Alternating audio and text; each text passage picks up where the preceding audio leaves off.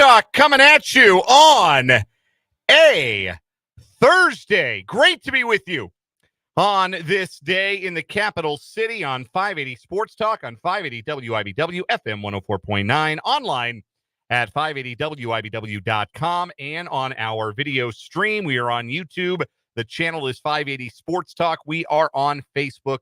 The page is WIBW News. However you're checking out the show today, we appreciate you doing so. Thanks for being along for the next 3 hours for 580 Sports Talk. Dan Lucero, Brendan Dworzinski, Spencer Dupuis will be with you this afternoon, and looking forward to lots of great stuff on the program today. Well, the Royals haven't been great the last 3 days, but we are going to talk about that. We're going to talk about the fact that the next 11 days have become very nervy ones for the Royals, although if you're doing some scoreboard watching today, know that Eli Morgan has just pitched out of a bases-loaded jam in the top of the 10th inning, giving the Guardians a chance to beat the Twins in the bottom of the 10th inning with the fake runner starting the inning at second base. Doing you specifically a big solid there. Your guy, Eli Morgan. That's my guy, Eli Morgan. So happy to see that, and would certainly be beneficial for the Royals if you consider the Central Division done and dusted, which it is. You're rooting for the Guardians to beat the Twins this afternoon, and they're one run away from doing that as they go to the top of the bottom of the 10th, rather, at Progressive Field. We'll keep an eye on that as we go, but we will talk some baseball on the program today. Also going to talk some football. The NFL draft guy lost their collective minds earlier today, talking about offense in the NFL. We had teased yesterday we were going to talk about what's happening to offense, what's happening to the quality of play, particularly offensive play in the NFL through 2 weeks this season. And then Mel Kiper went on TV and said 2 high safety defenses should be outlawed, which is an absolute bananas thing to go on television and say. Like, I know you got to fill 24 hours of airtime every day, ESPN, but that's nuts. That's even worse. And I'm still not 100% pro ban the shift and all the various things that Major League Baseball did last year. But this is even dumber than that by a significant margin. Like, yeah, just the way the sports are played, it's almost incomparably worse. So he's got that going for him. Yeah, it pretty bad, right? Like not what you want to hear in any form or fashion from anybody who is opening a microphone on television. So here's what we're going to do. We're going to talk about like the real root causes of why NFL offense, I guess, in some ways feels broken to the point where people think all of a sudden we need to change the rules, and talk about the Chiefs specifically, why they're going to be all right no matter what the rules are and no matter how broken offense feels in the National Football League. So we're going to get there. Thank you, Mel Kiper, for the content. We sure appreciate you.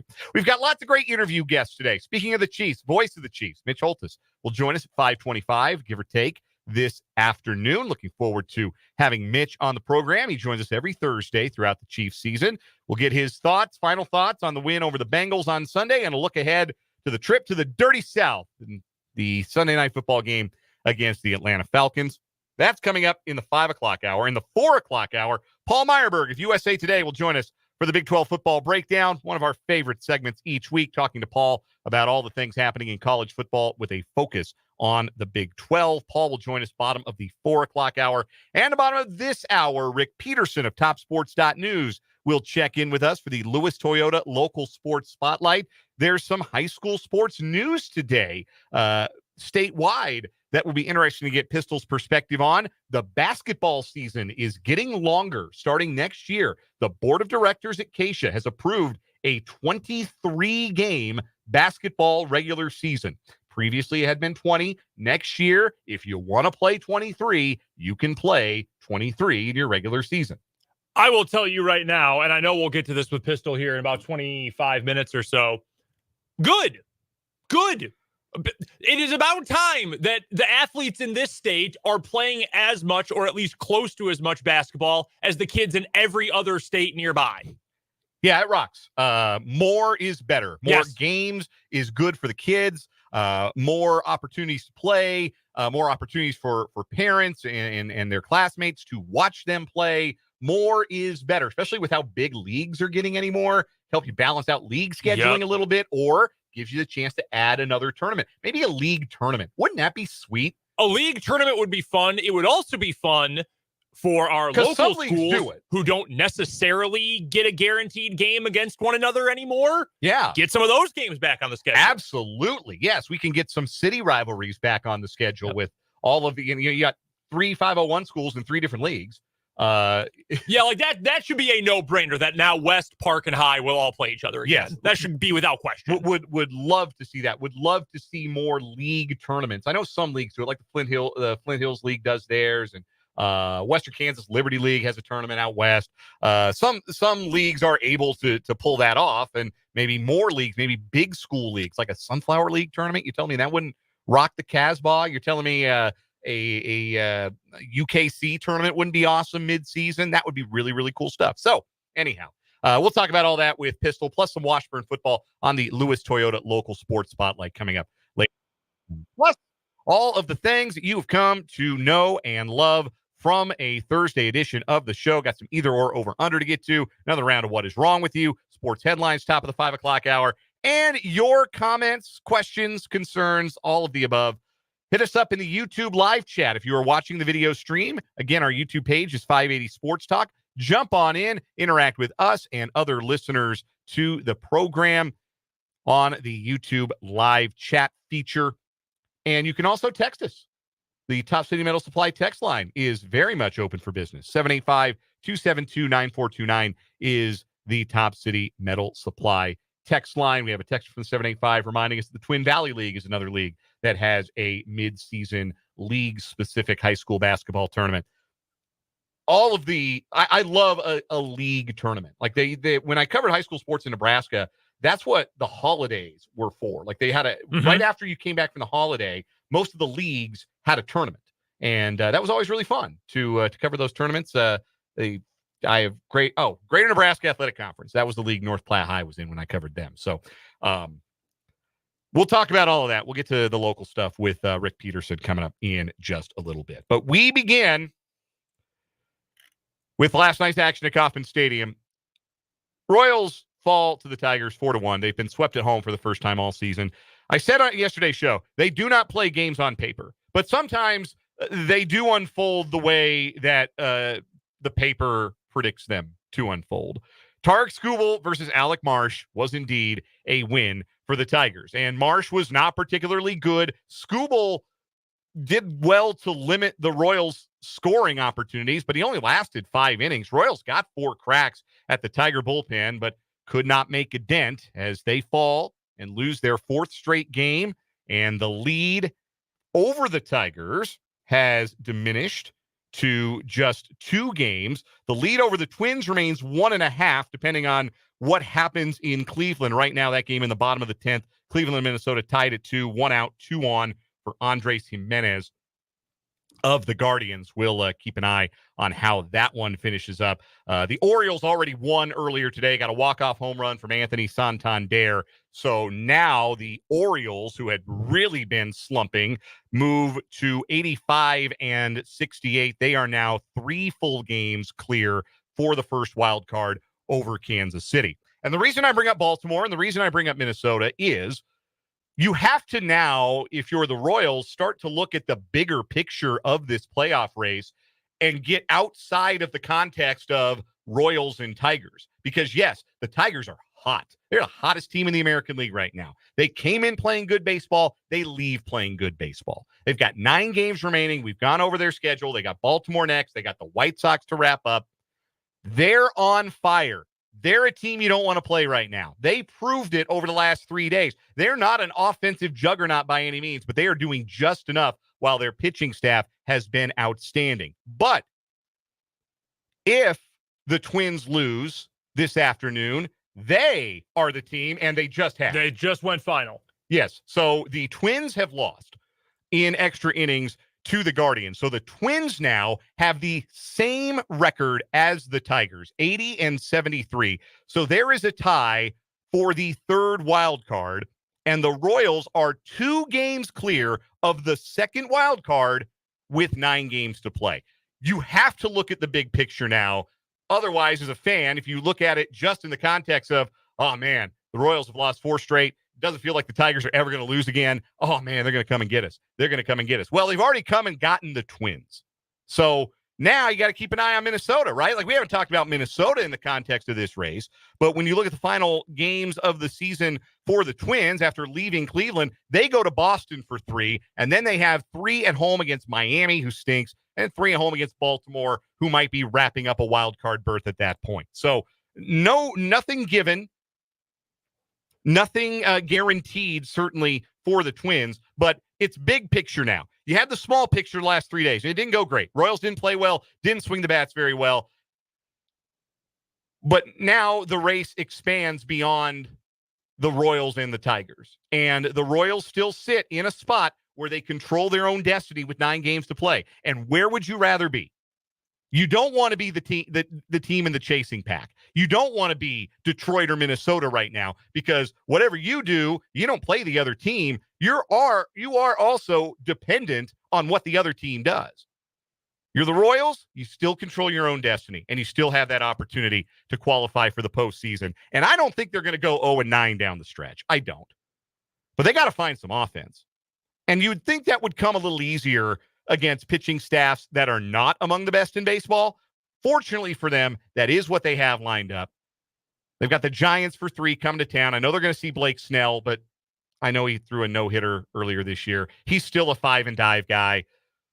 It's a little bit more realistic that the Royals can get after the Giants pitching staff than it was that they got after the Tigers pitching staff. And also, I think the off day does them a lot of good, because unlike yesterday, when I sat here and said, I don't feel like the Royals are pressing, I don't feel like they're squeezing their bats into sawdust, I felt like last night was the first time I saw them get a little tight.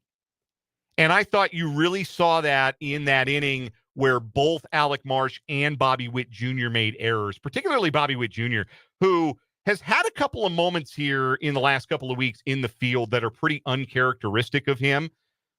But that was the first time watching that inning that I thought, okay, maybe this is weighing on them just a little bit. Maybe an off day is about the best thing that can happen for them before this series against the Giants. I mean, when it comes to Bobby Witt Jr. specifically, I think that makes a whole lot of sense. So he's had to carry even more of the He's had to carry a lot of the weight for this offense throughout the entire year, but now even more without Pasquantino in there. He's been relied on to play Gold Glove caliber defense all year at the premium defensive position at shortstop. I mean, he's had a lot on his plate for still a young player with zero experience playing any sort of baseball with this kind of stress and this kind of importance and pressure. So, frankly, I'm not shocked that he's had a couple of moments that have been substandard by his lofty standards, but by the same token, I'm not especially worried about him. But yeah, I think it's a great example of what you're talking about, that you can see the pressure getting there. And can this team deal with the pressure? Really, if you think about it, the Royals haven't played with pressure all year because they've been the upstart, right? The upstart. Yeah, it's been house money for them all year, right up until their playoff chances reached like 90% at the beginning of the month. Yeah, the upstart rarely has real pressure. It's the teams with a target on their back that have the pressure to perform. Now the Royals suddenly, when they did get to that 90% threshold, when they saw the rest of their schedule, the Tigers heating up, they've got to keep winning to stave off those other two teams. Suddenly, the pressure does start to build. And suddenly, we are not the hunter anymore. And that's a brand new spot for a lot of dudes on this team, and specifically the guys who are the most important pieces on this team and the most important piece on this team. So it was grim last night. It was hard to watch them take those at bats. The Royals hitting the 5 double plays in the final 2 games of that series. The Jayhawker in the YouTube comments making a reference to that too often the Royals were their own worst enemy. They had problems getting guys on base, just had problems getting them in. And in a way, that's a positive, right? Like, giving yourselves opportunities to score is important. This has never been a team that's been particularly reliant on the long ball. They're middle of the pack in the American League in home runs. They need to, and again, I'm sorry to beat this phrase to death, just like we did in 2015, but they're a team that needs to keep the line moving. And they kept interrupting their own line with all of those double plays that they were hitting into. But the good news is you keep getting guys on base. Eventually, the dam is going to burst. And I think we're going to get that from the Royals in the final 9 games. I do. I still think that there's an outburst to come. There's a win or two that's going to take some of the pressure off, and the Royals are going to end up on the right side of this thing. But they have, with this sweep, was about the only thing they couldn't have happen. Even if they had just gotten 1 in this series and gotten that magic number down to 5 with the tiebreaker with the Tigers, they'd be in a lot better shape. But they could not manage that, and now they do have to play well. They can't trip and fall. There's no backing into this postseason. The Orioles are finding that out right now. The Twins are finding that out right now because the Tigers are the hot team, and they look poised to run everybody down. So it's going to be a race. It's going to be some intrigue here these final 11 days of the regular season. And again, callers are a little tighter in Kansas City than you might like them to be after that sweep. First time all year that the Royals have been swept at home. Christopher in the YouTube comments says, I think the Royals' bat handles are full of finger-sized grooves. They're gripping them so tight. Yeah. Again, like I didn't think that was the case the first 2 nights. I thought last night a little bit. I thought you could see it wearing on them, not just in the field, but at the plate as well. Here's the other good news right now that the Royals are getting. Daniel Lynch is a good relief pitcher. That's kind of neat, right? 14 1/3 innings in relief in 8 games since being called up at the end of August. And a clean ERA in those 14 1/3 innings. No runs, not even an unearned run. Only 8 base runners in that stretch. 16 strikeouts to 14 1/3 innings pitched. More than a strikeout per inning. Lynch was the reason it remained a game last night. Really, the whole bullpen deserves a lot of credit. It was Lynch who came in after Marsh for 3 1/3, scoreless innings, 2 hits allowed, no walks, 4 strikeouts. Sam Long clean in the 8th. Carlos Hernandez, who, again, quiet as it's kept, has pitched really well in his opportunity since being called up. Had a clean 9th inning, a scoreless 9th inning. The Royals had the opportunities. It has been the offense that has largely gone AWOL these last 3 nights. But again, one of the best pitching staffs that this team is going to face. So tough break, certainly, for the Royals, but they control their own destiny. That's the most important part of this, is you would rather be the team in position to control your own destiny than not.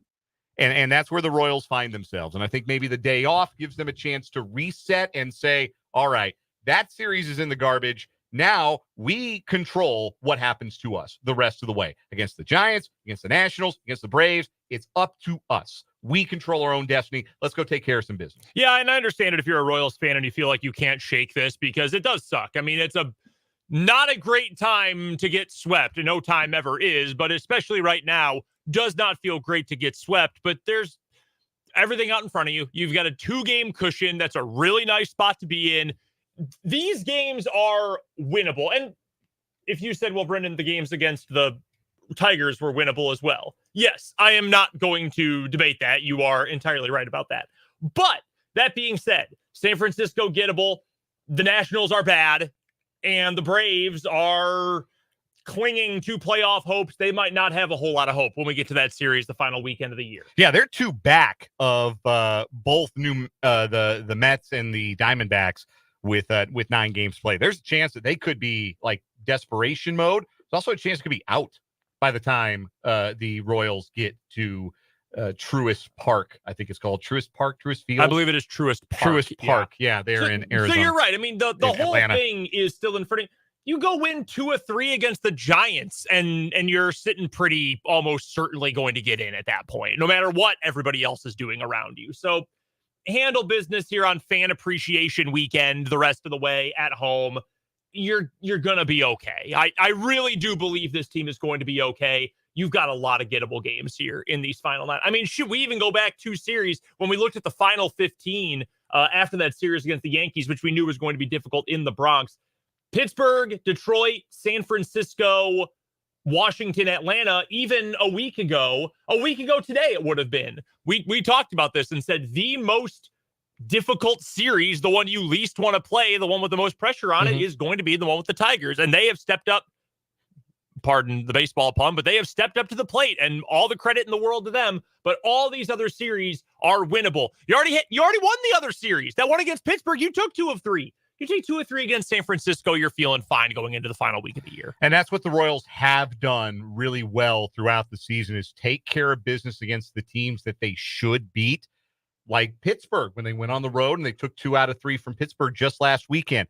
San Francisco is 74-79 after they lost today, had to get into the plus side of their bullpen. They're flying across the country, well, halfway across the country, from Baltimore to Kansas City. Should be an advantage this week for the Royals. They take 2 out of 3. I think we can all breathe again. But the day off today, I think, is maybe the most important and maybe the most well-timed day off for the Royals all season long. We're going to take a break here on 580 Sports Talk. We are going to do either or over under on the other side of this timeout, play a round of either or over under. And later on this hour, Rick Peterson will join us from TopSports.News for the Lewis Toyota Local Sports Spotlight. We'll have Paul Myerberg for some Big 12 football, Mitch Holthus, voice of the Chiefs, in the 5 o'clock hour. It's a jam-packed show today, and we're sure glad you're along with us here in the Kansas Drive to Zero studio on 580 Sports Talk.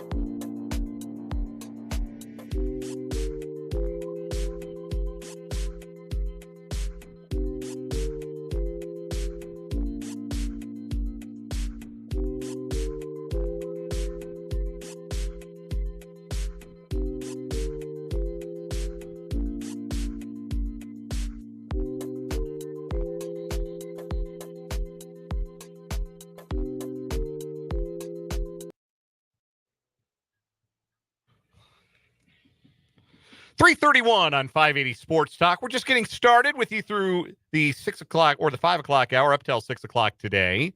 Royals are off today, so we'll actually hand it off to Dave Ramsey. We'll have to bang at the door and beg us to let him in. We'll actually let him in this time when we're on our way. Dan, Brendan, Spencer chilling with you. Dave, I have 6 kids with 6 different women. I am up to my eyeballs in debt. I have had 3 homes foreclosed on. Should I buy a boat? No, You need to not do that. So now I'm going to send you baby steps number 1. Get your head out of your ass. Can I, what about that child support? Can I not pay that? No, you do need to pay that. Now, Dave Ramsey's callers can be very funny sometimes. Anyhow. Do I have to pay my kids tuition bills? Hey, those are staged, right? I don't think so. I don't think so. No. Oh, I've always thought that it's like no. I thought it's just like, hey, you want to be on the show? Like, no, man, it's real radio. Yeah. Oh. Yeah. No. People really do not know if they should buy a boat or not when they're up to their eyeballs in debt. Yeah, I got this great deal on this Sunsetter. I didn't mean like fake. I meant like not completely random. Like you sign up for it and then they call you. I don't think they called you. I don't know. You can't, you sign up for Financial Peace University, but we're just ending up into a Dave Ramsey commercial. Let's do either or over under, for God's sake. Either or over under. Which of these coaches is more likely to be coaching his Big 12 football team in 2025? Neil Brown or Dave Aranda? Ooh. Oh, gross. I will go with Dave Aranda. If you know how like in pick'em groups for the NFL, you pick every game and you assign a confidence level to each one. Uh-huh. If you're most confident, you get 16 points. Least you get 1. This is my 1-point confidence pick. I have 0 confidence in this answer. Neil Brown has to feel like a dead man walking, right? I'm almost surprised he didn't go full Holgerson and try to find another job even after getting an extension, just so everybody can say, you know what? Fine. No, that's fine. If they lose to Kansas on Saturday, that the Brown estate is going on Zillow. They'd be 1-3 with a loss at home to a team that is, I think, still better than West Virginia, but is reeling as much as anybody. Loses a home favorite is what they would be doing. Yeah. Right. Yeah, man, damn. I'm going to go with Aranda, but I don't like that. Their schedule gets awful after that. Well, see, for Baylor, like, it's just like, I mean, they are 1 win fewer currently than they were last year. Mm-hmm. They were 3-9 last year, right? They were 6-7 the year prior after being 12-2. So you're on a decline. So both of their lifespans as head coaches are, I mean, that's a good either or.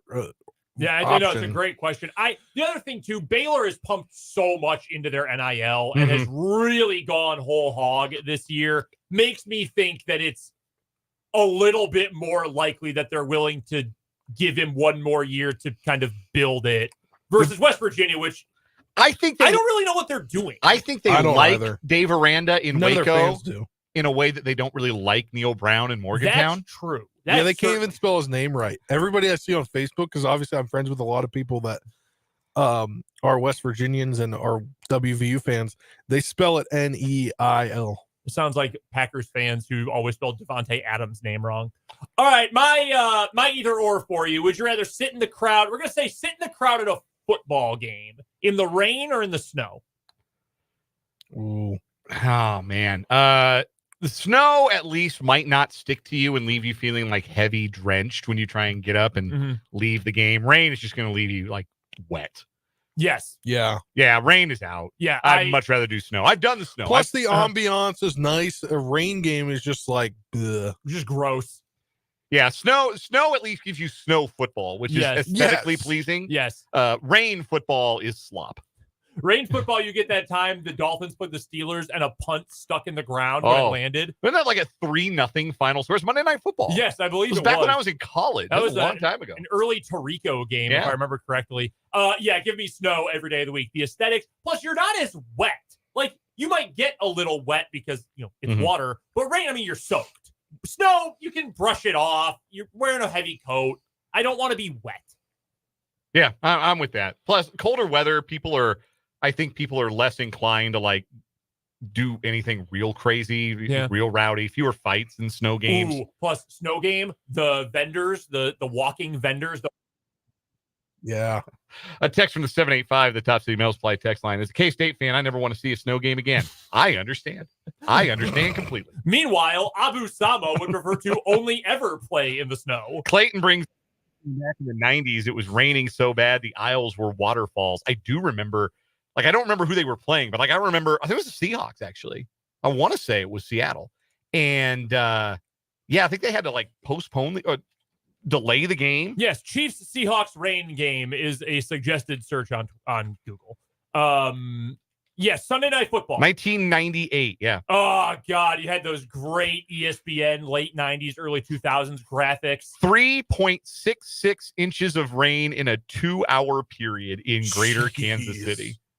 That's awesome. Yowza. That's great. We got to get to a break unless wait, Spencer, you got either or? No. Okay. It wasn't good. That's all right. Hey, we'll get to a break. Time to workshop. You know who's always good? Rick Peterson at TopSports.News. The Lewis Toyota Local Sports Spotlight is next here on 580 Sports Talk.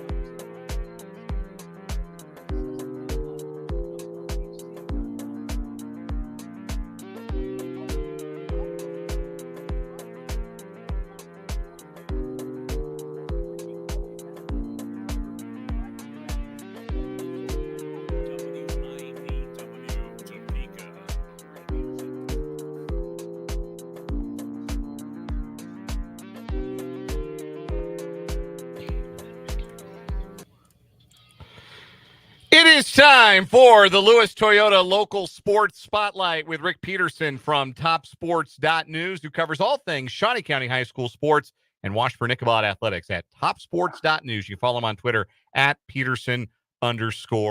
Pistol, we got some news from the Acacia Board of Directors today to lead off with. Yeah. They have passed a 23-game basketball regular season beginning next year. Teams can now schedule up to 23 regular season basketball games. Your first reaction to this, and had you been hearing from coaches in the area that this was something they were really desirous of? Well, I thought it was going to happen after they expanded the schedules for softball and baseball last year. I figured it was coming. I thought it might even come this year, but it'll be in the 25 season, 25-26, correct? Yes. Yeah. So it's but I'm not surprised. I hope it works out. You know, I know we're already kind of having some overlap and things like that, but I'm sure the coaches are going to be all in favor of it. Yeah, I guess that's the next question is the practical application of this. Does this mean an earlier start for basketball, a later conclusion to the season? And what do you think the schools that play those extra 3 games, what form do you think that takes? Is that more, one-off regular season games, more league contests for those leagues that are kind of so overgrown that you can't have a real round robin like the Big East League locally, or maybe more tournaments, league tournaments? What have you heard? Well, I haven't heard too much yet, but the thing is, we're having less and less tournaments, it seems like. I think some schools that have had traditional tournaments were having trouble getting the workers, and we're also, just getting enough teams to come to their tournaments. I would love to see some Christmas tournaments like they do in other states and things like that. So I think the possibilities are out there. You just got to see how it's going to work. Like I said, my major concern with all of this is just we already got the overlap seasons, and I love to see kids play multiple sports. So I want to see how all that works out. Rick Peterson of TopSports.News is our guest. This is the Lewis Toyota Local Sports Spotlight here on 580 Sports Talk. Let's turn our attention to the games on the field. Week 2 of the football season in the books. Week 3 coming up starting tomorrow night. We'll get to week 3 in a bit, but looking back at week 2, which area team do you think had the best performance, most impressive victory? Oh, I don't know. It wasn't a great week for the locals. The trip to Kansas City wasn't a great one for some couple of our teams. I guess Highland Park continues to roll. They have scored 94 points, haven't given up a point. So you got to look at that. Shawnee Heights had a good performance. I'm really impressed with Aiden Scott. He's had like 655 yards passing in 2 games. So those immediately come to mind. But I think only, what we have, 4 locals that won last week. So yeah, I think that's right. It wasn't a great week. I'm glad you brought up Highland Park because they're 2-0 in that league, and they've been really good in the Meadowlark Conference since they joined the league now 2 years ago. This is their 3rd year in the league. And we're accustomed to seeing some pretty high scores in that league, a lot of up and down football, a lot of high scores, explosive plays, that kinds of things. We're not used to seeing team defenses look like Highland Park's defense has looked through 2 weeks. I got to think that's a really good sign, and that Jermaine Monroe's defense is performing at that level. Yeah, and I know Ricky Crawford. I really like Ricky Crawford. He's a really good defensive player for them. I think he had 9 tackles or something last week. And they just got some athletes. And, defense a lot of times comes down to athletes, kids that can run and hit. And so, but you're right. You're right. You see very, very, very few shutouts in that league unless they're, not real good teams. Rick Peterson, our guest. This is the Lewis Toyota Local Sports Spotlight on 580 Sports Talk. Pistol joining us on the Fleming Place Wine and Spirits Hotline. Looking ahead to tomorrow night's action, our Lewis Toyota 580 Preps Game of the Week over on our sister station, Country 106.9, will feature Seaman and Topeka West. Seaman, one of those teams that had a tough trip out to the Kansas City metro area, lost to Shawnee Mission East 35-7. The offensive output for Seaman, not what you would expect with the talent they have back and the quarterback, Max Huston, that they have back. What do they need to do to get back on track? Oh, I think they'll be fine. It's just, hey, those Sunflower League teams and really the, East Kansas League teams, those teams up that way are good. I mean, good. And I thought Shawnee Mission East could beat Seaman. I didn't expect that score, but I think Seaman will bounce back just fine. I mean, kind of the same holds true with Washburn Rural. That Blue Valley team they played was just like Rural was a 6A semifinalist last year. So I thought they'd have a tough time. I didn't think it'd necessarily be 34-7. We're joined by Rick Peterson at Top Sports News here for the Lewis Toyota Local Sports Spotlight. And Rick, you were at the same game we were last Friday with Topeka West. Mm-hmm. Adrian Cooper, senior defensive lineman, he blocked 3 PATs in the first 3 PATs in that game. Had you ever seen that before in a game? I don't know that I've seen 3, but I do remember J.C. Hine just last year at Rural. Every time there was a kick, you was thinking he could block it. He was in there every time. And that reminded me of that when we saw that performance by Cooper last week. Pistol, let's switch over, if you will. You just mentioned J.C. Heim. He had a pretty good day in increased playing time last week for Washburn. Man, what a game for the Ichabod's. They come up just short against Colorado Mines, the number 5 team in the country, 31-28. What impressed you the most about the way Washburn played a week ago? Well, the fact that they just held in there. They kept in there. There was a couple of times that I think, okay, the Ore Diggers are ready to pull away here. And every time Washburn will come up with a big play, whether it be the 85-yarder pass to Trey Richardson or the 100-yard kickoff return from DJ Bell or a real good defensive stop. I'm not sure I'm not sure I agree with that blowing that defensive offsides dead on a play that could have been the game winner, but I don't know. I mean, I know they do. They'll call that if they think it's unabated to the quarterback, but boy, what a way to win that game if they could have got that. I know that we have talked about this explosiveness and speed before, but it is kind of impressive, at least it was to me, Pistol, that a top 10 for sure, and by most accounts, a top 5 team in the country came into Yager Stadium, and Washburn had 2 players faster by a lot than anything that top 5 team could answer with. The explosion of Richardson and Bell, I feel like once this offense gets in a little bit more of a rhythm, Pistol, those 2 are going to be a nightmare for absolutely everybody. We talk about it every week, it seems, but we sort of got proof of concept against Mines. Once they're in the open field, you are not going to catch those 2. No, and the great thing is, and I don't know. I don't know who wins the race between DJ and Trey, but just from all the times I've seen Trey, I'm not sure there's anybody in the conference that's going to win a foot race with him. He's just blazing speed, and DJ, we saw it on the 100-yard kickoff return. Same thing. The great thing about them is you can't concentrate on one of them, or the other one's going to get you. So I think moving forward, that's really what's going to help Washburn.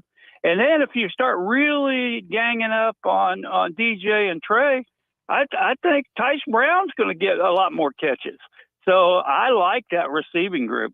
I'm right there with you. I like them a lot. So that brings us to this weekend's game. It'll be at Yager Stadium, 1 o'clock at kickoff. 12:30 pregame. You can hear it with myself, Fletcher Terrell, and Trenton Kraxner over on our sister station, Country 106.9 on Saturday. Ichabod's versus Pitt State. Pitt State, ranked team as well, but they suffered an upset loss last week against Emporia State, a team we know quite well. We've already seen this year. What is Washburn going to have to do on Saturday, Pistol, to not just keep it close, but possibly pull off another upset over the Gorillas? Do a lot of the same things they did last week. I know people don't like to see alternating quarterbacks. I think in this case, I think that's a good way to go for Washburn. And both of those quarterbacks, Hayden Clark and Keller Hurla, can do some good things and some different good things. But I think just like they did last week, I think Washburn's got to come out early, show they're in the game, and then just be able to stick with them. Now, if I'm Craig Shurik and those guys, I think I would have rather Pitt State won 30-0 last week because they're going to come in with a chip on their shoulder. But I think it can be the type of game that the Mines game was. All right, last thing, Rick, we got about a minute here. I want to call attention to these two performances from other high school sports from the past week. Ryan Miller, the outstanding junior cross-country star at Seaman, breaking the all-time state record in the 5-kilometer cross-country race by more than 13 seconds. And a neat feat as well for Hayden's junior Izzy Glotzbach, who won a doubles championship and a golf championship in separate meets last week. That's pretty rare stuff for both of those athletes. Yeah, well, Ryan Miller is just, hey, we haven't really seen anybody come down the pike in quite some time that can rival her. I mean, she is just in that race. Of course, I was there. She just was gone as soon as the gun went off, and nobody in the field saw her the rest of the way until she was warming down. And no, it was just a very impressive performance, and another very impressive performance by her. And I love again, you guys probably get tired of me here, but I love the multi-sport kids, and to be able to play two sports in the same season to a great level, that's very rare, as you said. Izzy was 9th in the state in golf last year, helped lead him to a 37-stroke state championship, and then she also qualified for state in tennis. So that's rare air. Rick Peterson of TopSports.News joins us for the Lewis Toyota Local Sports Spotlight every week at this time on 580 Sports Talk. Pistol, a pleasure. We'll see you next week. Look forward to it. That is Rick Peterson. We got to take a break. Come back, wrap up this hour. 580 Sports Talk next.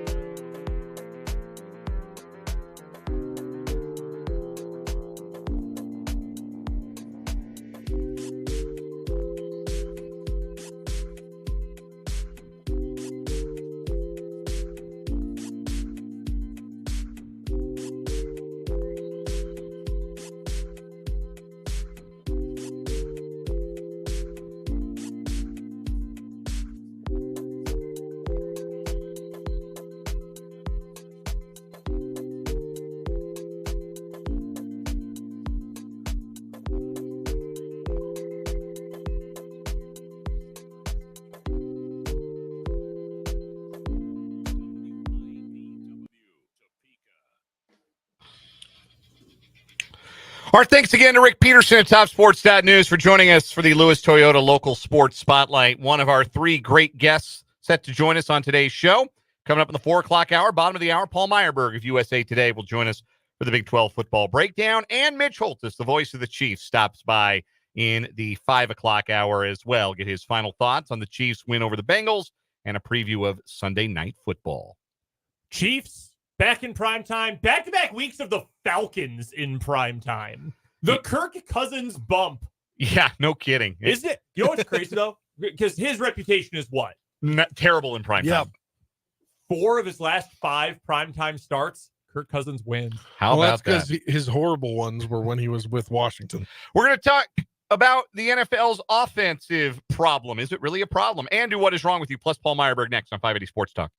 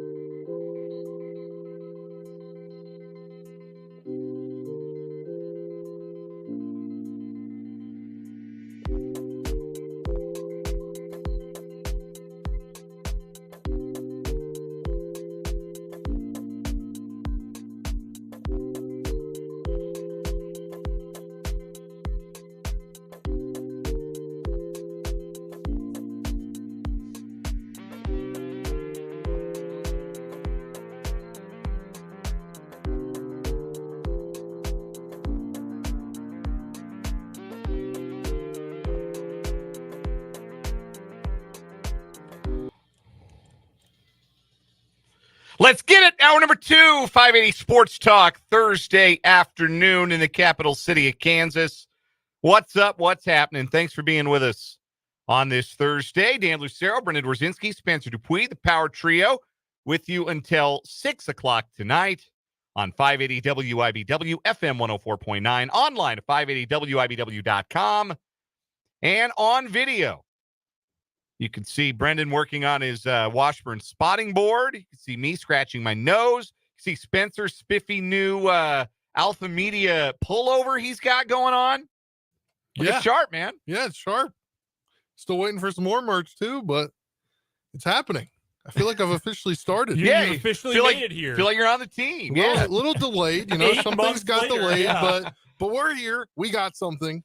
We are in video, in live and in living color on our Facebook page, WIBW News. We are also on YouTube. The channel is 580 Sports Talk. You should subscribe today if you have not, because if you subscribe, you can get access to all of our other video content in addition to the live show every day and archived editions of the show.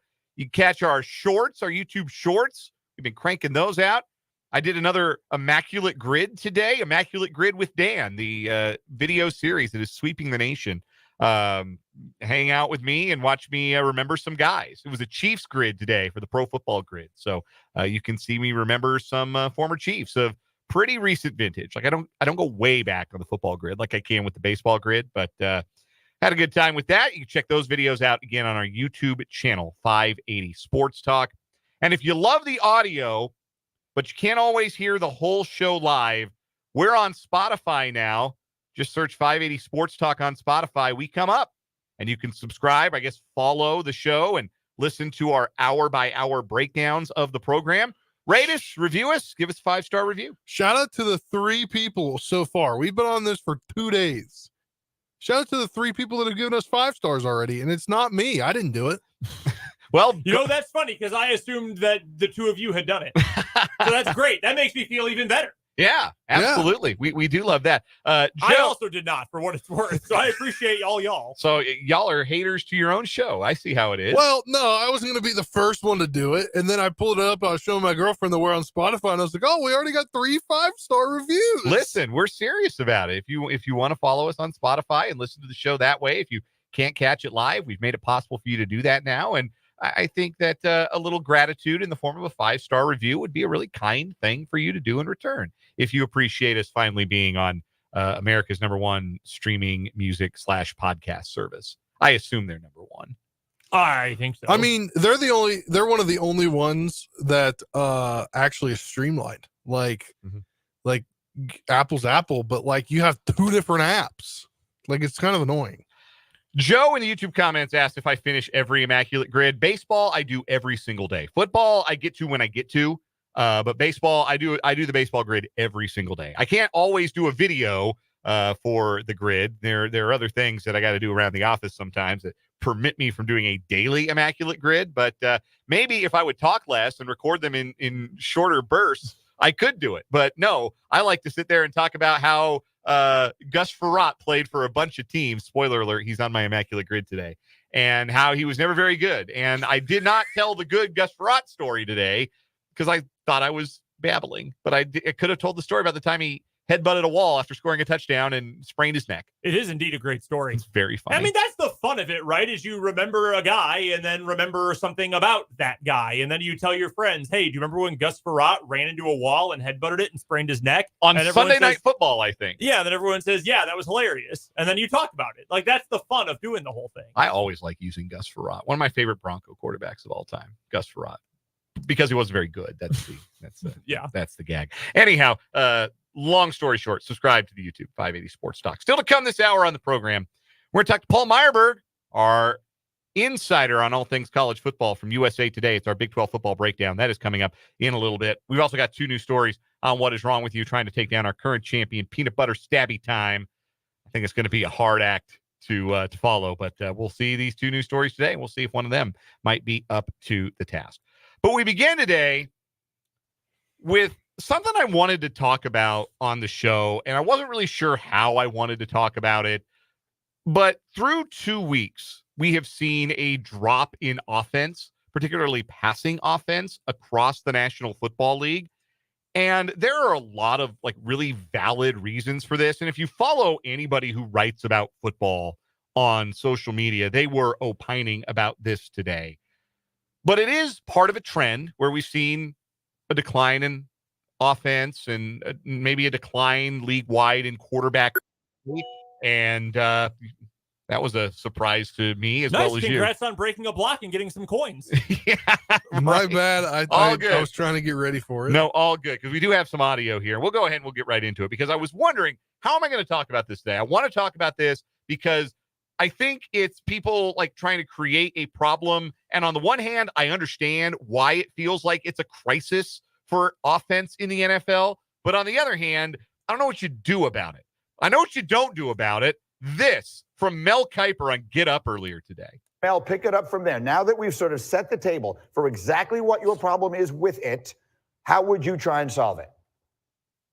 Well, I grew up with the best of the National Football League, 60s, 70s, into the 80s. You're talking about deep shots, right? The go route, the 9-route post. You're talking about Terry Bradshaw in a Super Bowl hitting John Stallworth. You see Leroy Irvin diving, right? Just off his finger. There's the receiver. They laid it out there, right? Hit the receiver in stride. 65-yard touchdown. It's a beautiful thing to watch. That's what I want to see brought back to the National Football League. Okay, check down kings, bubble screen sensations, boring football.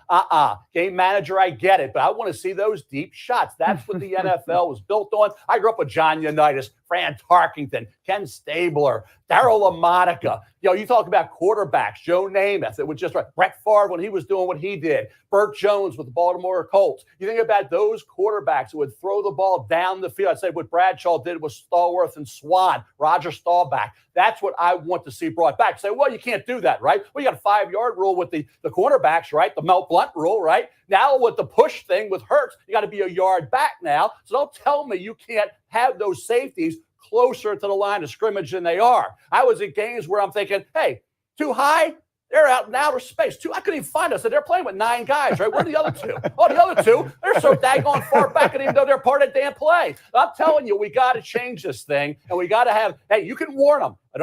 They come up, hey, guys, you got to get up a little bit, right? You're too far back. Warn those safeties, but you got to figure out, competition committee, somebody, Dano, somebody's got to figure out what that depth is, but it's too far back right now. The NFL is being ruined by these too high safeties. The NFL is being ruined by these too high safeties. That is Mel Kiper from ESPN. He was really Get Up. He's very animated and trying to show off his guy knowing. Yes, he was remembering a lot of guys in that segment. Being old, dude. Why is that supposed to sway me? So the first comment under the Get Up ESPN tweet about this is from Twitter user @JJWatt, who responds, "This is a bit, right?" And he is far from the only current/former defensive player to think that Mel Kiper is absolutely full of it. And you know what? I think he's absolutely full of it too. You guys remember the touchdown pass that Patrick Mahomes threw to Rashee Rice like 4 days ago? Yeah. Sunday. 2 high safeties. Yeah. Like, it's not the scheme that is the problem. I don't believe that. I don't believe that 2 high safeties are the reason we no longer see shot plays, deep balls. I think, and this is an interesting thought, the writer Michael Weinreb, who's written really interesting books about professional sports, college football, he has argued, and did so in his college football book, Season of Saturdays, that football always trends. Amazing book, by the way. Yes, Season of Saturdays is one of my favorite books ever written on sports, never mind just college footballs. He has argued that football and football coaches will always, in the end, trend towards conservatism. And not like in a political sense. Conservatism in the sense of Darryl Royal, the old coach at Texas, saying there are only 3 things can happen when you throw the ball, and 2 of them are bad. We're talking about making sure the priority is taking care of the football, not taking risks, taking the points. It is harder to throw the ball deep and pick up long gains with 2 high safeties. It is. There's a reason the Tampa 2 was in vogue for such a long time. It is an effective coverage. It's not unbeatable. It's not a Rubik's Cube you can't solve. But I do think that in recent years, we have seen a decline in quarterback play. We've seen some all-time great quarterbacks leave the league, and a current crop of quarterbacks that doesn't seem ready to step in and fill that void. Like, we've got Mahomes and we've got Josh Allen and we got a bunch of question marks, like Burrow, health, Lamar, consistency through the air, Justin Herbert, but durability, Jalen Hurts, consistency through the air, all those kinds of things. Trevor Lawrence, inconsistent. That next crop of quarterbacks has not elevated to the standard that we saw not so long ago in the league when you had Brady and Manning as your upper crust, but you also had Ben Roethlisberger and Phillip Rivers and Eli Manning and guys who have legitimate Hall of Fame cases behind them. So that's part of it. I think you've seen a decline in offensive line skill. Offensive line play is not as good across the league.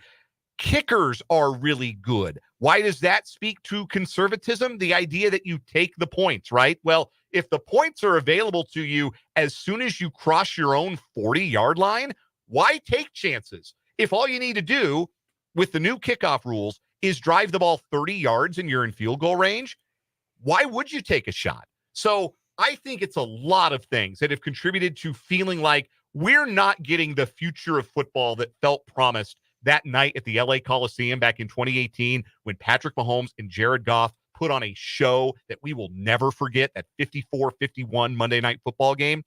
That game at the time felt like the future. We didn't get there. And I think there are a variety of reasons that's the case. And I do think it makes football just that much less fun to watch, but it is not a sign that offense is broken, and it is certainly not a reason for an asinine rule change like this.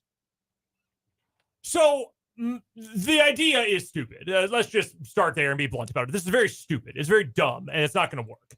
And it's never going to happen. Because the other thing is, and I'm sorry to get too far in the weeds here, what is too high safeties? And I'm asking a rhetorical question, but like, okay, we're just going to drop two safeties back and let them stand 20 yards from the line of scrimmage. You could call that too high safeties. What about post-snap rotation? There's a million different ways you can get to those looks. And it's not just the too high shell. There are so many different variables that come into place here. It's honestly kind of ridiculous that we're even like considering that anyone who is supposedly knowledgeable about football would think that that's something that could like be done. It's ridiculous, frankly. The points that are being brought up about offense around the league have some validity. And yeah, offensive line play is down. There's no doubt about that. Quarterback play for a lot of guys is down. I think a lot of that stems from offensive line play, to be honest. Like, I think Caleb Williams has done some. There are very dumb people who live off the shores of Lake Michigan who say, oh, I should have just kept Justin Fields and traded that number one pick. Caleb Williams has completed more intermediate balls in 2 weeks than Justin Fields did in 3 years. Like, come on, be serious here. But guys like that are never going to survive and never going to thrive if you've got terrible offensive line play in front of them. I'll get to the offensive lines here again in a second. I think there is a problem in terms of the quality of football because every damn team is running the same offense. Yeah. Seriously. Because they're all from the Shanahan tree at this point, right? Let's just, off the top of your head, run through them. Just in the NFC West, Kyle Shanahan, Sean McVay. Drew Petzing, no. And who is Ryan Grubb? Ryan Grubb, no. He's from his own tree. But there, half of that division. The NFC North, the Vikings, Kevin O'Connell. He's a Shanahan McVay guy. Matt LaFleur, Shanahan McVay guy. You can go all throughout the league. There are so many of them. That's why a guy like Shane Steichen stands out so much to me, or why a Kevin Stefanski stands out so much. Kevin Stefanski's running like a 1988 offense with modern wide receivers. It's honestly kind of amazing, but there's just so much stagnation in terms of the scheme. So what happens when you know that in 10 of your 17 games, you're going to go up against the same kind of offense? And it's not exactly the same. LaFleur does a little more run-heavy stuff than Shanahan does. McVay's gone more to duo than outside zone. But when you know you're getting a lot of the basic ideas and concepts and strategies, what are all the defenses going to do? The same thing. Yeah. So when you find the answers to that, and you know it's going to work in every game, and you can even apply it to the Chiefs too, because you know Mahomes wants to bomb it, and the Chiefs trust him to bomb it because he's that good. You can just run the same stuff, and you get this kind of stagnation where everybody's running the whole same thing. That's where I think we have a problem with the quality, because the quality has gotten boring, even if it's effective. I think the quality, just to your point before you get into your offensive line that you said you're going to get into, the quality might not be the issue. It's the evolution of the quarterback as well, right? Like 20 years ago, you didn't see quarterbacks scrambling as much. Right. So, and that turned into the running quarterback. And what we see now with like the likes of Lamar Jackson. And I mean, Jaden Daniels, the first game, he was improvising all the way down the field or just running the ball. And he didn't have that many yards in the air, but that's where the evolution of the quarterback is kind of also putting us in the same direction. Effective quarterback play looks a little different now. There's a Freudian slip there, I suppose, that may have come from somewhere. Yeah, but the level of quarterback play quality looks different. It doesn't look like 300 yards, 350 yards through the air anymore. Now it might look like 200 in the pocket. Now it looks like maybe 225 through the air and maybe 65 on the ground. Yeah. Yeah. For some guys. NFL teams have also, Bill Barnwell wrote about this the other day, have also kind of adapted to possessions the way that Major League Baseball has adapted to getting on base as opposed to getting hits in kind of the statistical I know I'm getting really into the weeds here. No, analytics are always part of the evolution of every sport. Yeah. And in baseball, Moneyball, we all love Moneyball, the book, the movie, all of it. And what did the A's determine? It's more important to get on base. Yeah. We want guys, Scott Hatteberg, like we want guys who are going to get on base. And that turned into a tidal wave of this change in the way that people view baseball and the effectiveness of offensive baseball. In football, it's possessions. The guy who's really at the forefront of that on the field, it's Aaron Rodgers, to the point where it pisses people off. Like, dude, take a shot, push it, take a risk. Well, no, I'm going to throw it for 8 yards and know I'm 80% chance to complete it versus trying to get it for 15 yards with a 40% chance to complete it. Which is back to the point about conservatism again. Right, exactly. You have a more conservative offensive groupthink, might be too extreme a term, but like that's what you're seeing. It's more pervasive in the league. Now, here's the other thing I do think is important to bring up, and this has been certainly all over the football internet the last couple of days. Is the quality of play down, or is the quality of coaching down? And I tend toward the latter. And I don't necessarily mean like if you're off to an 0-2 start to the season, your team sucks and you're a bad coach. That's not what I'm trying to say. Maybe it's more is coach stubbornness up. Andy Reid is extremely stubborn. Yes. He has done effectively the same thing his whole career. He has incorporated like air raid concepts into the Chiefs offense with Mahomes, but he's still running a lot of the base concepts, West Coast offense stuff he's been running since 1999. Like, it's a lot of the same stuff, except it's better with Patrick Mahomes than with Donovan McNabb or Alex Smith. Like, it's a lot of the same basic stuff. There are some coaches that have done a good job of adapting to this. Last year, the Rams, awesome job. They found, like, let's get downhill. We got this massive offensive line. Let's get downhill. The Packers are steering into that a little bit more, saying, hey, look, if you're going to play too high because you're scared of Jordan Love, we'll run it down your throat. If you want to play 6 defensive backs, have fun tackling our back. We'll put an extra lineman on the field. Have fun with that. And notably, the Packers paid Josh Jacobs. I was called them San Diego Chargers. The Los Angeles Chargers. Now, we know what they're going to do because they hired Jim Harbaugh. Right. Like, they're not disguising anything. Nope. You know who the number one running back through 2 weeks in yards above expected or expectation is? By miles. J.K. Dobbins, who's healthy, thankfully. Finally. They paid him in free agency, got him away from Baltimore. He looks like he did at Ohio State. He is running all over the place. It's just put in extra tight ends, get downhill, and run it into small linebackers, 3 safeties, teams that always have a small nickel on the field. You're kind of at a point where you're saying, hey, you've got to – defenses have talked about this for a long time. You've got to earn the right to rush the passer by stopping the run. Well, now teams are in a spot where they say, hey, we're just gonna rush the passer all the time because everyone's passing 70% of the time. The smart teams are saying, okay, well, we're just going to run at you then, because if you've got like 3 different rushing specialists and a linebacker who weighs 230, we're just going to beat your brains in. To your point there, I think there's also, I've noticed this watching just the sets of games that I've watched over the last 2 weeks. It feels like teams are running more often, and it feels like all of a sudden the first quarter's over. Like each team gets You get one Shorter team gets games, fewer possessions, yes, decrease in scoring, decrease in passing yards, and those things come Yeah. with it. The one thing, though, that doesn't change, and this is why if you're a Chiefs fan, you don't worry so much about this. The one thing that never changes is having the best quarterback on the field is always the biggest advantage. You will never encounter a bigger advantage than having the best quarterback, and the Chiefs do every time they take the field. So regardless of what the stats or what the game or what the defenses look like, that's still the edge the Chiefs have over everyone else. We got to take a break. We'll come back, do a quick round of what is wrong with you here from the Kansas Drive to Zero studio on 580 Sports Talk.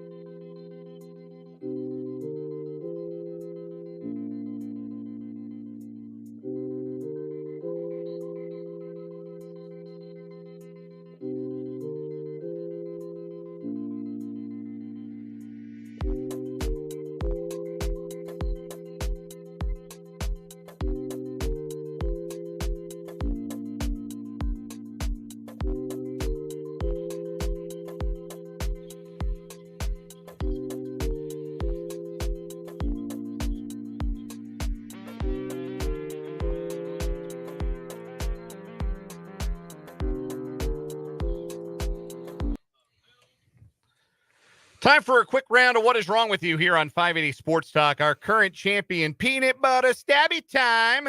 A DeKalb, Illinois man accused of attempted murder after stabbing a man 5 times with a butter knife over peanut butter and jelly sandwiches.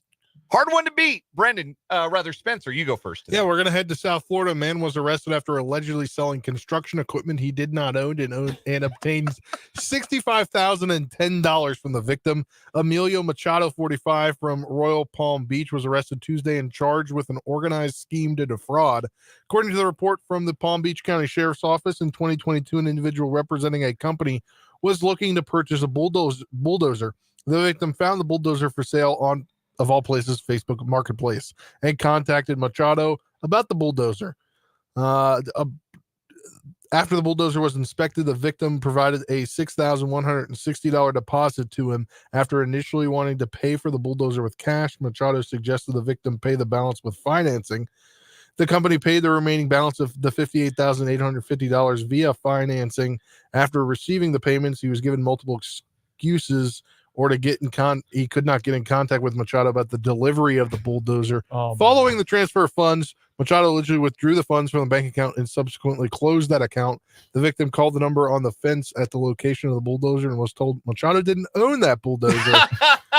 So he's being held in jail on $60,000 bond. Wow. Man, look, if I'm breaking off $58K like up front, willing to do it in cash, I need to see the bulldozer. Yeah. I need to see the keys. I need to see the deed, whatever. I ain't doing that sight unseen. No. Not only is he going to be out that $58K, but it's a $60,000 bond. Jeez. Very fitting. Yeah. All right, my story takes us to Alabama, where 58-year-old Linda Carty is behind bars after she spent 18 years on the run.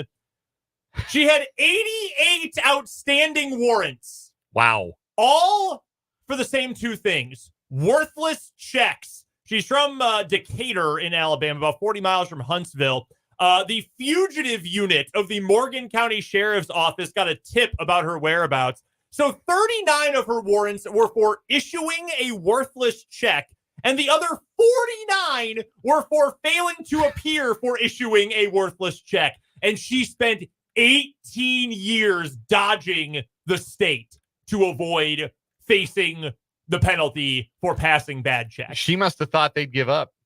I guess. That's not how it works. She's being held on just under $134,000 bond. I like both of these stories. My winner today, though, is the guy who sold a bulldozer he didn't know. That's the winner. That's the winner. That's very funny. Does it beat peanut butter stabby time? How many stabbed a guy through the flesh with a butter knife? 5 times. That Got his intestines. the impact you have to stab with to get that sort of depth is insane. Stabbing is already the most personal crime. Jake LeBon used to say that all the time whenever he had a stabbing It's story. And what true. is wrong with you? It is the most personal of crimes. And to do it with that kind of force with a butter knife, man, you really meant it. Over some peanut butter and jelly sandwiches. That continues on as our winner on What Is Wrong With You. Paul Myerberg joins us next on 580 Sports Talk.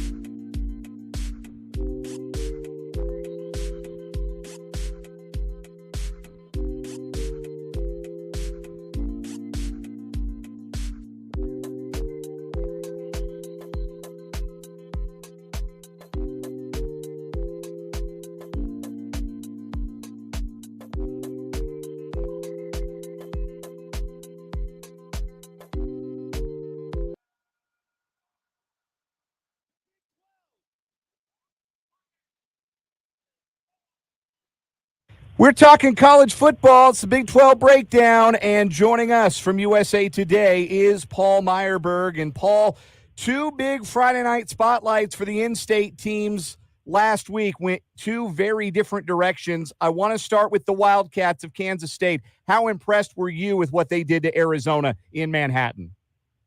So impressed, and you could not be impressed.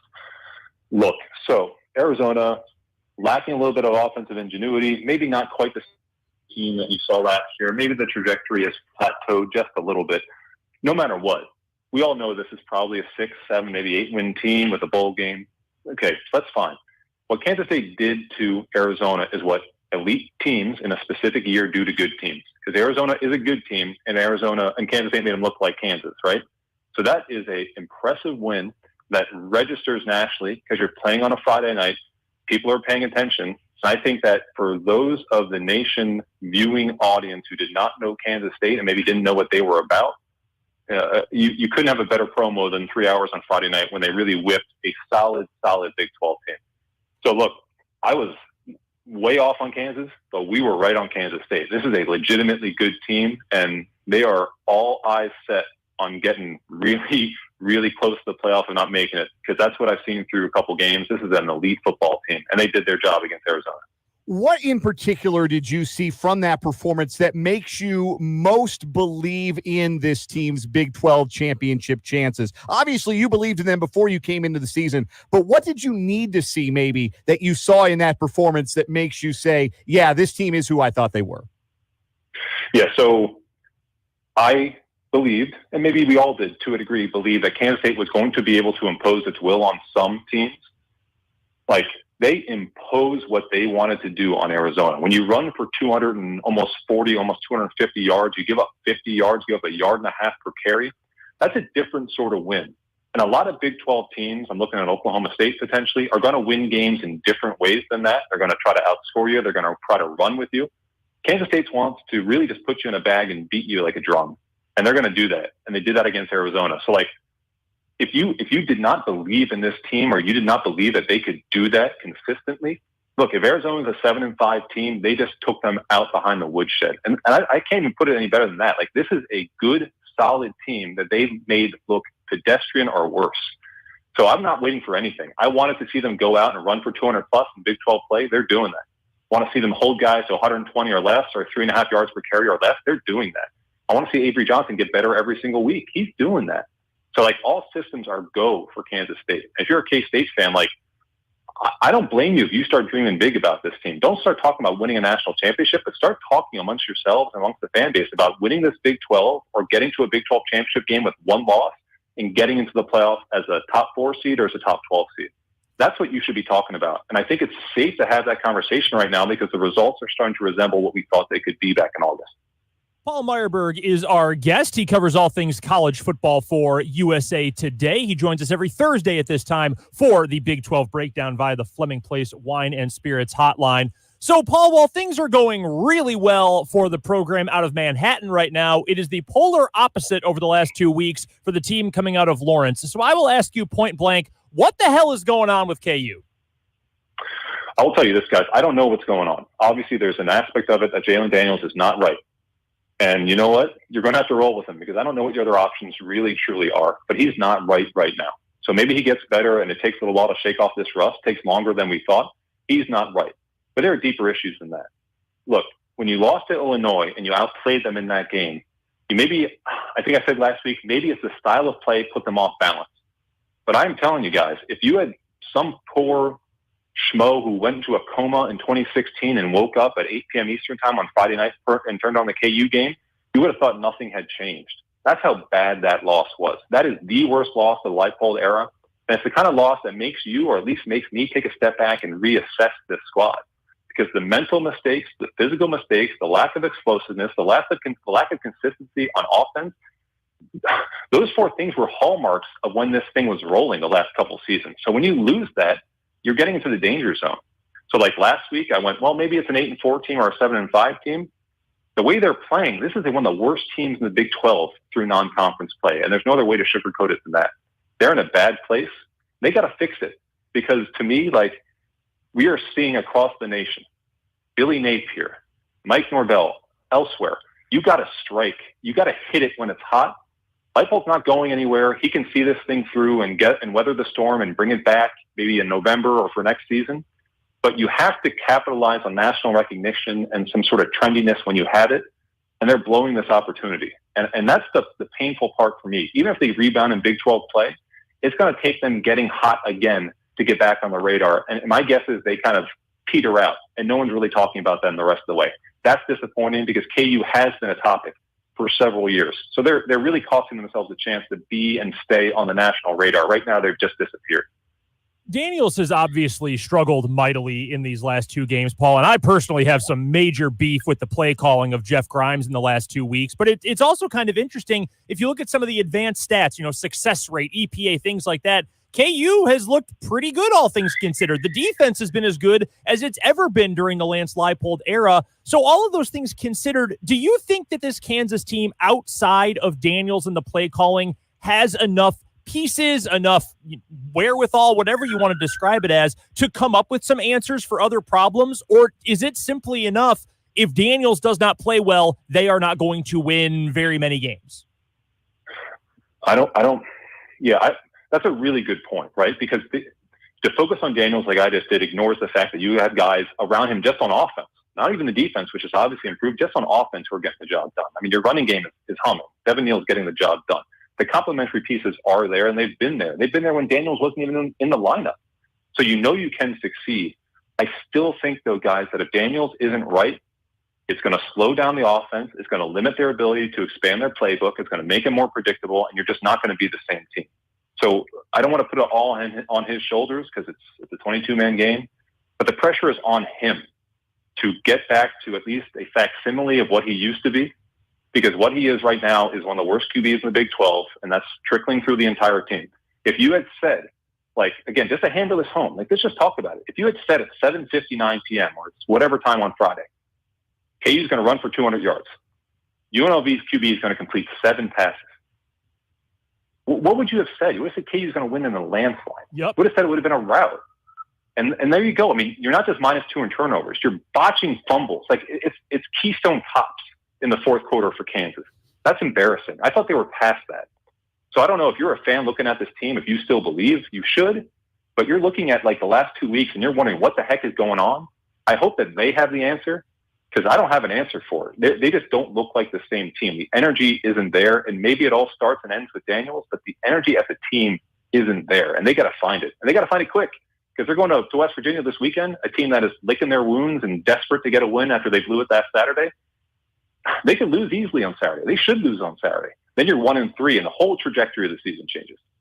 We're chatting with Paul Myerberg of USA Today, joining us for the Big 12 football breakdown here on 580 Sports Talk via the Fleming Place Wine and Spirits hotline. Make sure you go and read USA Today and check out usatoday.com to find all of Paul's great work covering college football. So KU, obviously one of the biggest disappointments in the Big 12 so far. You could also argue, frankly, the team they're playing this week, West Virginia, they have been anything other than impressive so far through 2 weeks. Each team, in fact, only has a win over an FCS program so far. But let's look at the positive side. Let's flip this around. Through the first 3 weeks, everyone's played 3 games except Iowa State. They have another non-con game this week. What team or even teams have impressed you the most or positively surprised you the most?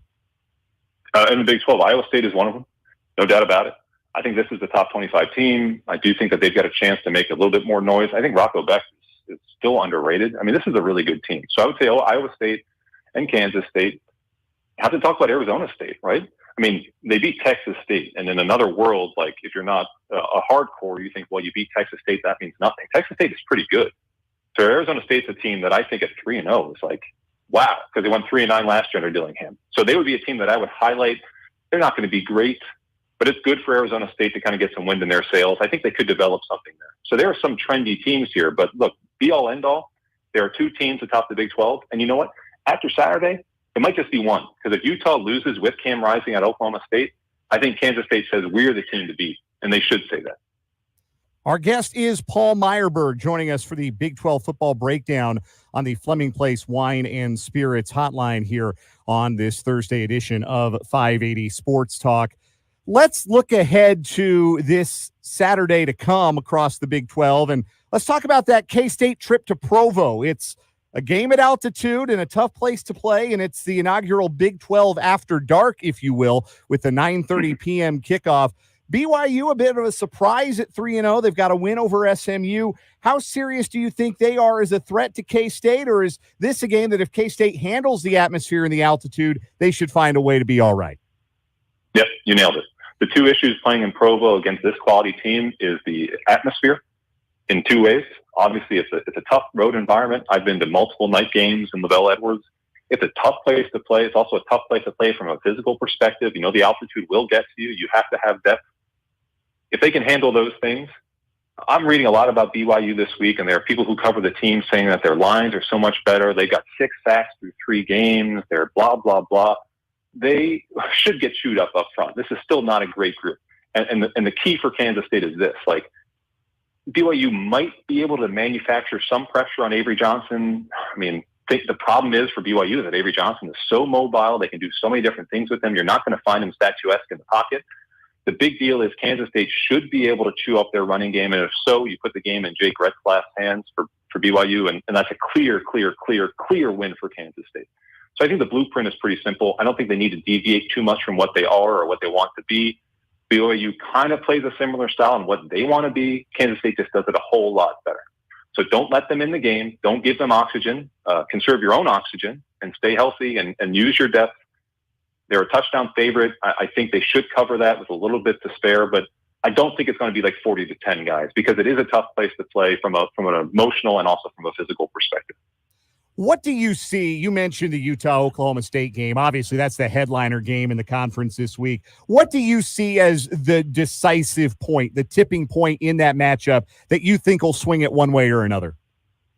I think it's turnovers from Oklahoma State's perspective. If Cam Rising is in the lineup for Utah and he's healthy and he plays 4 quarters, it's a different looking team, not just in the way that they progress through their offense and how wide they can call their plays, but it's just a different team in terms of how they care for the football, how they set up the run, how they can work the pass into the mix. It just becomes a much more elite football team. For Oklahoma State to win this game, Bowman can't turn the ball over, and they probably need to turn the ball over themselves. And that's a tough thing to do with Utah, to win that turnover battle. But Oklahoma State, if they can win it, they can get this game into the high 20s, into the 30s. I think that's a winning formula for them. But Utah's a tough nut to crack, and I really like him with Rising. So I want to see him. He's expected to play. I want to see him in the lineup. And if they do what they're supposed to do, again, it solidifies the Utes and the Cats atop the conference. I think Utah will win. They're about a field goal game there. I think they should get there and should win this game. But Oklahoma State has to play not perfect, but very, very clean, I think, to beat the Utes. I am fascinated by Baylor at Colorado, and not because I expect it to be a well-played or well-coached football game, but last year in the Pac-12, Colorado was everybody's Super Bowl. Everybody got up to play the Buffs because they wanted to beat Coach Prime. I'm fascinated to see if it's the same thing in the Big 12. Do you think that's what we'll see? A Baylor team going to Boulder motivated to win, not just for the sake of starting Big 12 play on the right note, but for the sake of showing Coach Prime what the Big 12 is all about? I think there's an aspect of that. The difference would be that if you insert a different team, for example, not Baylor, they might lean more into that. Dave Aranda's a different sort of cat. I don't think he goes that way when he talks to his team or in terms of how he motivates. So I don't know if I'll lean too into it. But I do think that in a broader point, in a broader sense, you're absolutely right. In the coaching fraternity, I mean, if you call 10 coaches, 9 of them will want to talk about Deion and want to talk about how what he's doing doesn't make sense. So there's an aspect, I don't want to call it jealousy or envy, but there's an aspect of, hey, we see what you're doing, but we want a piece of it. And we want those clicks, we want those eyeballs. So that's an ultimate motivator for a lot of teams. Baylor's ultimate motivation is this. Dave Aranda's coaching for his job. This is a program that has taken a very steep decline since his breakout season. They look good. They look good, especially on defense. And I think they look at Colorado as a chance to show the nation that, hey, we're back and we're a team to be looked at. So I think that's their primary form of focus. It's an 8 o'clock game Eastern. It's prime time. A lot of eyes on Colorado and Shador and Deion all the time. Let's steal that spotlight away and make it ours. Nebraska did that and humbled Colorado. Baylor's not as nearly as good as Nebraska, but I think they can do similar things defensively. If they can get enough going on offense, it could be a similar score. I mean, 27-14, 27-17, 27-21, something like that. All right, Paul, it is time for our favorite part of our interview every single week. It's time for the dumpster juice pick of the week. Last week, Sam Houston State just killed Hawaii. I was not expecting that whatsoever. We're now 1-2 on the year, plenty of time to bounce back. And this week, we've got a rare Big 12 dumpster pick because Cincinnati plays Houston. I know your thoughts, Paul, on Scott Satterfield. We share them here in the studio. I love Willie Fritz. I think we all do, but he's got a whole lot of work to do in Houston. That game is vile. Who you got, Bearcats or Cougars? This game is so bad. This is the game that, like in Clockwork Orange, when they held his eyes open, this is the game they were showing on the screen. Like, this is a terrible, terrible football game. I have no interest in watching it whatsoever. I'm still going to take Cincinnati. Like you said, in a Willie Fritz, Scott Satterfield cage match, I think everyone in their right mind is taking Willie Fritz. And as bad as Satterfield has done at Cincinnati, they're still farther ahead in the process than Houston, just by default. So I'll take them. They're at home. Don't watch this game. Don't do this to yourself. This is going to be such a bad game, guys. This is like that 0-0 Wake Forest Tech game back, Virginia Tech. Yeah, Tech Wake game back in the day. That's what I'm hoping for, 0-0. But no, this is bad. This is the first time I think we've even had a Power 4 garbage dumpster juice game of the week. Certainly in the Big 12. These are the two worst teams in the Big 12. This is like, don't pay attention. Skip school, go directly to go, whatever, collect $200. Don't play. Paul Myerberg will always tell us which games to watch and which games to skip. That's why we love him on the Big 12 football breakdown. Paul, thanks so much for your time. We'll do it again next week. Thank you, guys. Talk next week. That is Paul Myerberg, and we will come back and wrap up the 4 o'clock hour of 580 Sports Talk right after this.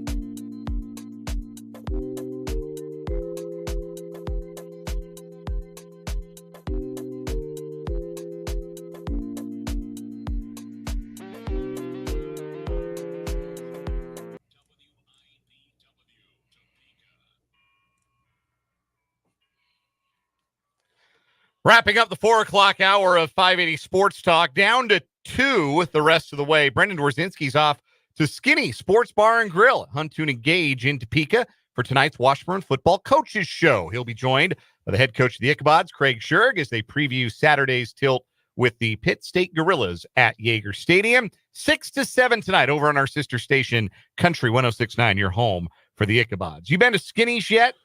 No, I haven't.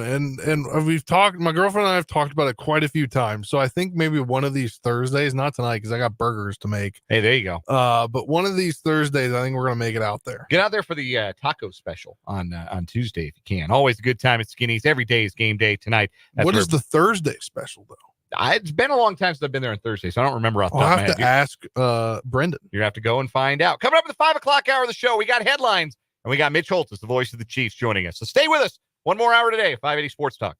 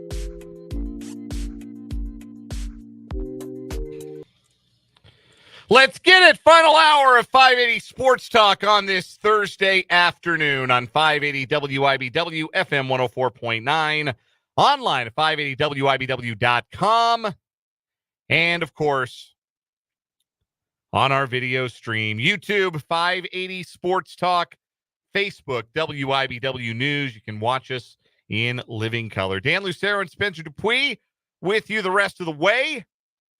Brendan Wrzynski's doing the Washburn Football Coaches Show tonight out at Skinny Sports Bar and Grill. That will air from 6 to 7 over on our sister station, Country 106.9, the home of the Ichabods. We'll have, I believe, some Thursday night football tonight. We got Thursday night football.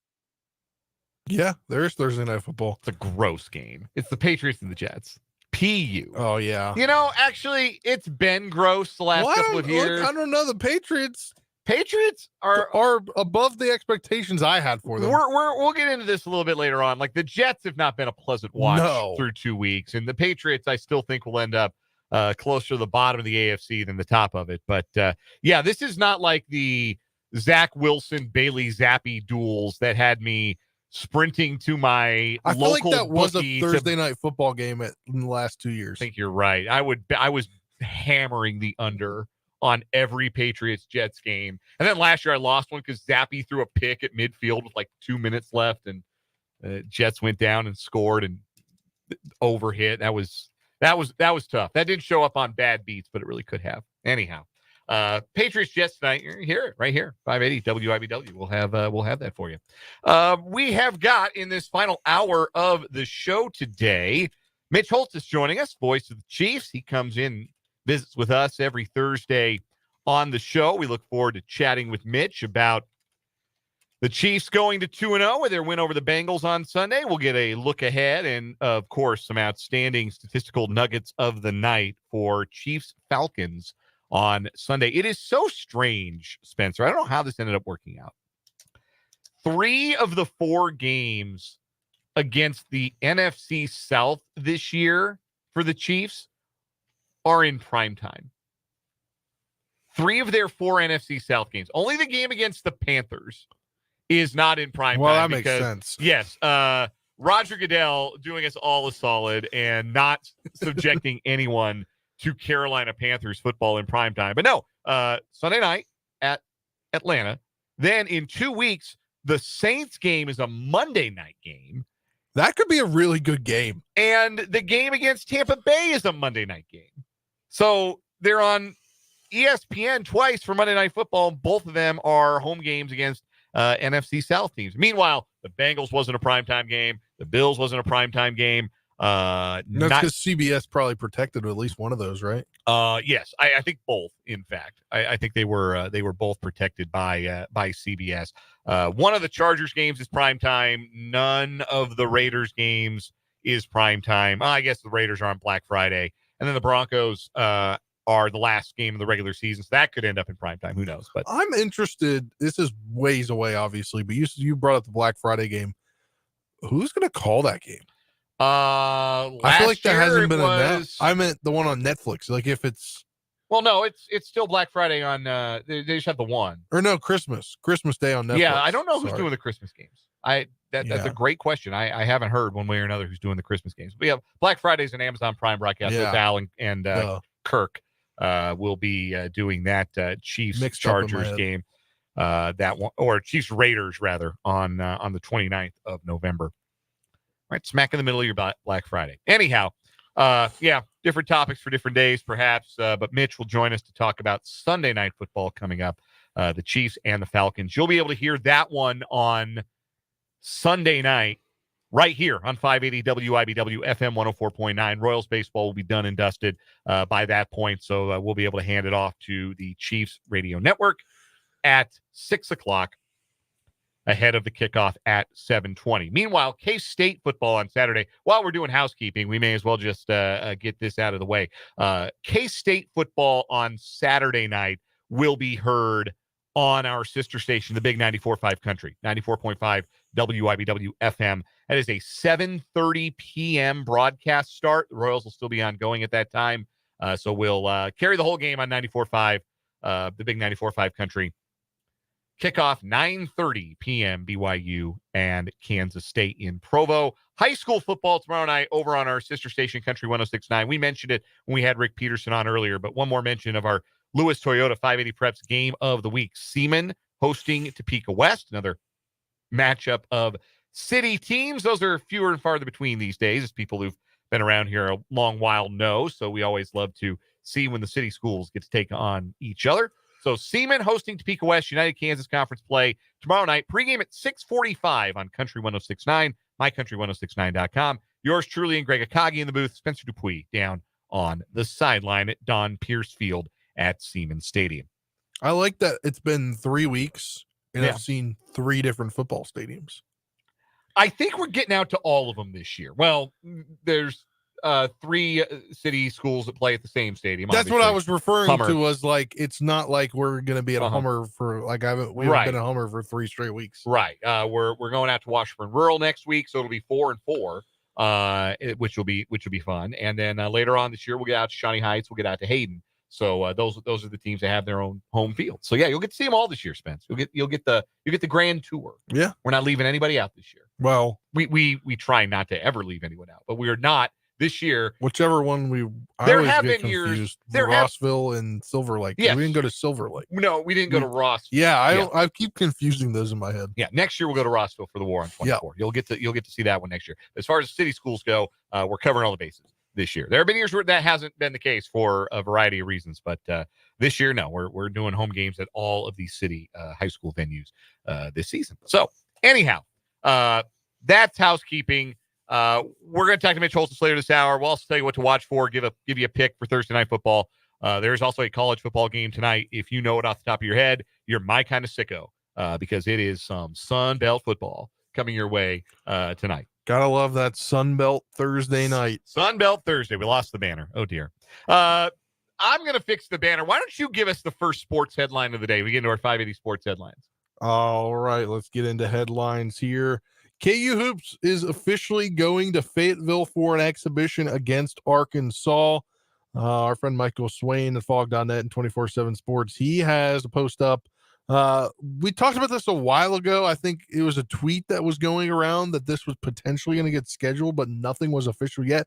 We have a date. It's October 25th. KU will travel to Fayetteville, where KU and Arkansas will battle at Bud Walton Arena in a charity exhibition. The charity benefited will be Care Source, which is a mental health organization. A tip-off and TV information will be announced at a later date. So we're going to see Bill Self versus Calipari in an exhibition game. Yeah, and 2 very intriguing teams with almost entirely new rosters. A little more turnover for Arkansas, obviously, with the coaching change than for Kansas. But, you know, I like the preseason exhibitions. I like being able to see teams. It sort of functions like the preseason for professional sports, and these games getting on TV because there is an appetite to see these games. And I'll look forward to checking out the Jayhawks and the Razorbacks. That'd be a really cool, like, non-conference regular season game to set up. Frankly. Oh, yeah, it would. Maybe those conversations will take place. Yeah, I would love to see that. I would really love to see that. Obviously, last year, KU played at Illinois, which was Bill Self's first time back at Assembly Hall / the State Farm Arena, State Farm Center, whatever they call it, there in Champaign, since he was the head coach at Illinois. So that was obviously a huge deal, too. But, yes, KU at Arkansas, October 25th, a little exhibition basketball. First headline for me today, big news from college football. Arch Manning will start for the Texas Longhorns, the number 1 ranked team in the country, on Saturday night when the Longhorns take on Louisiana Monroe. I did not know they were still playing. Yeah, I guess that makes sense. So it's the SEC now. So they're still playing non-conference games. They only have the 8 conference games. Quinn Ewers is still recovering from an oblique injury suffered last week in Texas's 56-7 win over UTSA. So Manning, son of Cooper, nephew of Eli and Peyton, accounted for 5 touchdowns in 3 quarters, including a 67-yard touchdown run, the longest ever by a freshman in the history of the University of Texas. They've had some good running backs there, as I recall, and no one's ever run for a longer touchdown as a freshman than Arch Manning. Also threw a 75-yard touchdown pass, marking the first time in Texas history that a player recorded a run and throw of at least 65 yards in the same game. I'll tell you what, that was fun. We talked about this on Monday. It was fun to watch, like, as being the only game. Like, I was at a restaurant and that was the only game on. That's pretty fun to watch. Like, hey, Ewers is hurt. Oh, that means, like, sadly Ewers is hurt, but Arch Manning's going to get some play in a game in which he probably would have come in the fourth quarter, late third quarter anyway. But it was nice to see him be successful. Yeah, it's pretty interesting, right, that after 2 weeks, after the game at Michigan, Quinn Ewers was probably the Heisman Trophy frontrunner, and we were more intrigued by his backup. And we feel like, yeah, Texas isn't going to miss a beat losing the guy who was the Heisman frontrunner after 2 weeks. And look, I know it's just 2 weeks. There have been a lot of Heisman frontrunners after 2 weeks who faded away. But I watched a good chunk of that Texas-Michigan game, and Quinn Ewers did look like the guy. Like, he looked like the best quarterback in the upcoming draft class. He looked really, really good. And this Texas team, I think, is legit. Like, their number one ranking, they come by that, honestly. I think they have a legitimate shot at the national championship this year. So I don't think Manning will keep the gig once Ewers is healthy. This is probably a better safe than sorry sort of scenario, but it is a fun little taste of what's to come for the Longhorns after Ewers departs and goes to the NFL. We'll get to see a full game's worth, or however long it takes Texas to beat the brakes off of Louisiana Monroe anyway, of the number one prospect in last year's class, Arch Manning. So that is my first headline today. What you got next, Spencer? My next headline, Shohei Ohtani has eclipsed 50 steals. Now he's just 2 homers shy of a 50-50 season, which has never happened. He stole his 50th base this afternoon. The Dodgers are currently in action, taking on the Miami Marlins, to the extent that that's an interesting score to anybody. It's 7-3 Dodgers after 5 innings. I was reading an article, Tyler Kepner in The Athletic, talking to current players, former players, about what it is that Ohtani is doing. We're never going to see this again for a variety of reasons.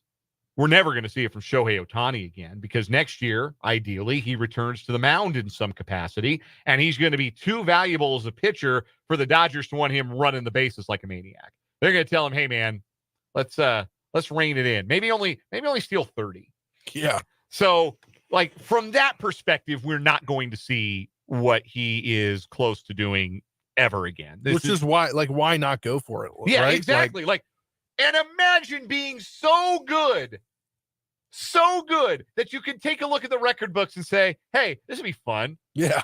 You know, the 40-40 club, super exclusive. Like, you know the 40-40 guys, right? You know who they all are. Canseco, A-Rod, Soriano, Acuna. Like, you know who the 40-40 guys are in baseball history. And Shohei Ohtani just decides, hey, I'm not doing anything else. Let me make my own club real quick. Just while I have the chance, let me just do something that no one else has ever done or is ever going to do. Let me literally rewrite the record books in a season where I can't do what I was supposed to do. Let me just rewrite a record book. Do you know how many guys in history have stolen 50 bases and hit 50 homers in a season, even separately?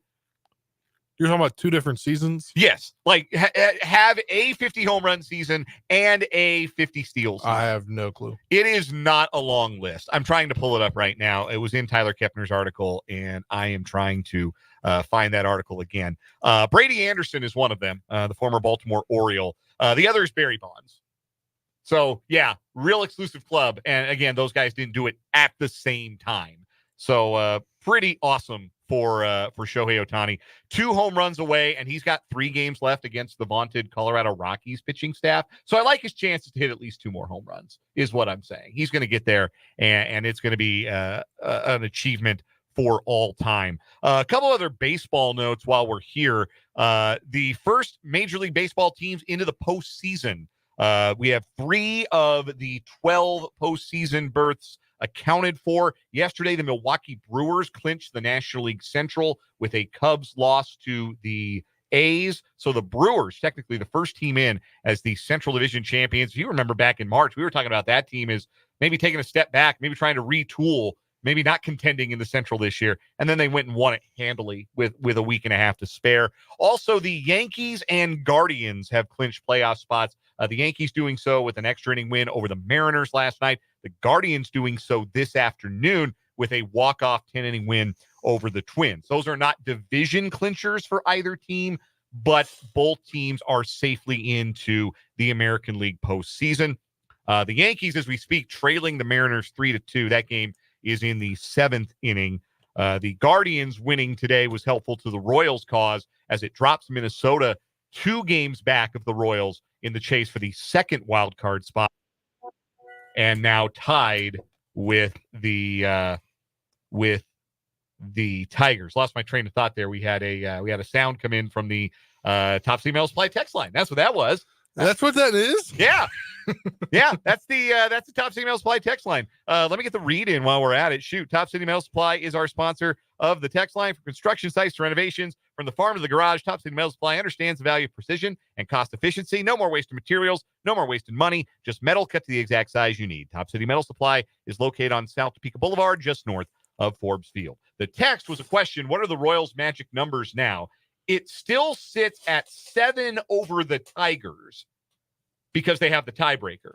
They don't have the tiebreaker over the Twins. So their magic number over the Twins would be 8. So just consider it 8 for now for the Royals. We've been thinking of it as 7, but also we didn't know the Tigers were going to turn into like the 1906 Cubs or the 2001 Mariners. We did not see this coming. So the magic number for all intents and purposes is 8. So any combination of Royals wins and Twins/Tigers losses over the last 9 games equal to 8 would put the Royals in the postseason. Couple of quick NFL headlines before we wrap up our 5A Sports Talk headlines. More bad injury news for the San Francisco 49ers. George Kittle and Charvarius Ward did not participate in practice today. Kittle has a hamstring injury. Ward is battling knee and hamstring injuries. Christian McCaffrey's already on injury reserve. Deebo Samuel's already going to miss a couple of weeks. So the 49ers are really the walking wounded. But their opponent this week is the Rams. And if any team is not going to feel any kind of sympathy for them whatsoever, it will be the Los Angeles Rams. Also, Justin Jefferson, of the Minnesota Vikings says he will for sure play against the Texans on Sunday, despite suffering a quadriceps contusion that knocked him out of Sunday's win over the 49ers. That'll do it for our 580 Sports Talk headlines. We'll take a break. When we come back, Mitch Holthus, the voice of the Chiefs, joins us for our weekly visit here on 580 Sports Talk Live from the Kansas Drive to Zero studio.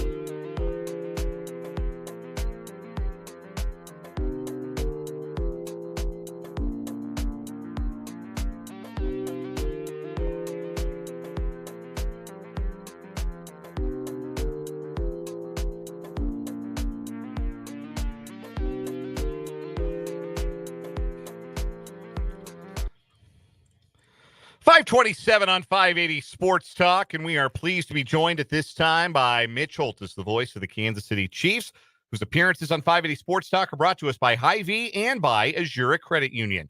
Contact Crystal Rippey, Kirsten McCall, or Kristen Ambergy about the credit union advantage in getting your first or next home loan. And boy, Mitch, it's always drama when the Chiefs and the Bengals get together. And how you remember this one after the fact, as we remember back to so many quickly what are becoming classic confrontations between Burrow and Mahomes, the Chiefs and the Bengals.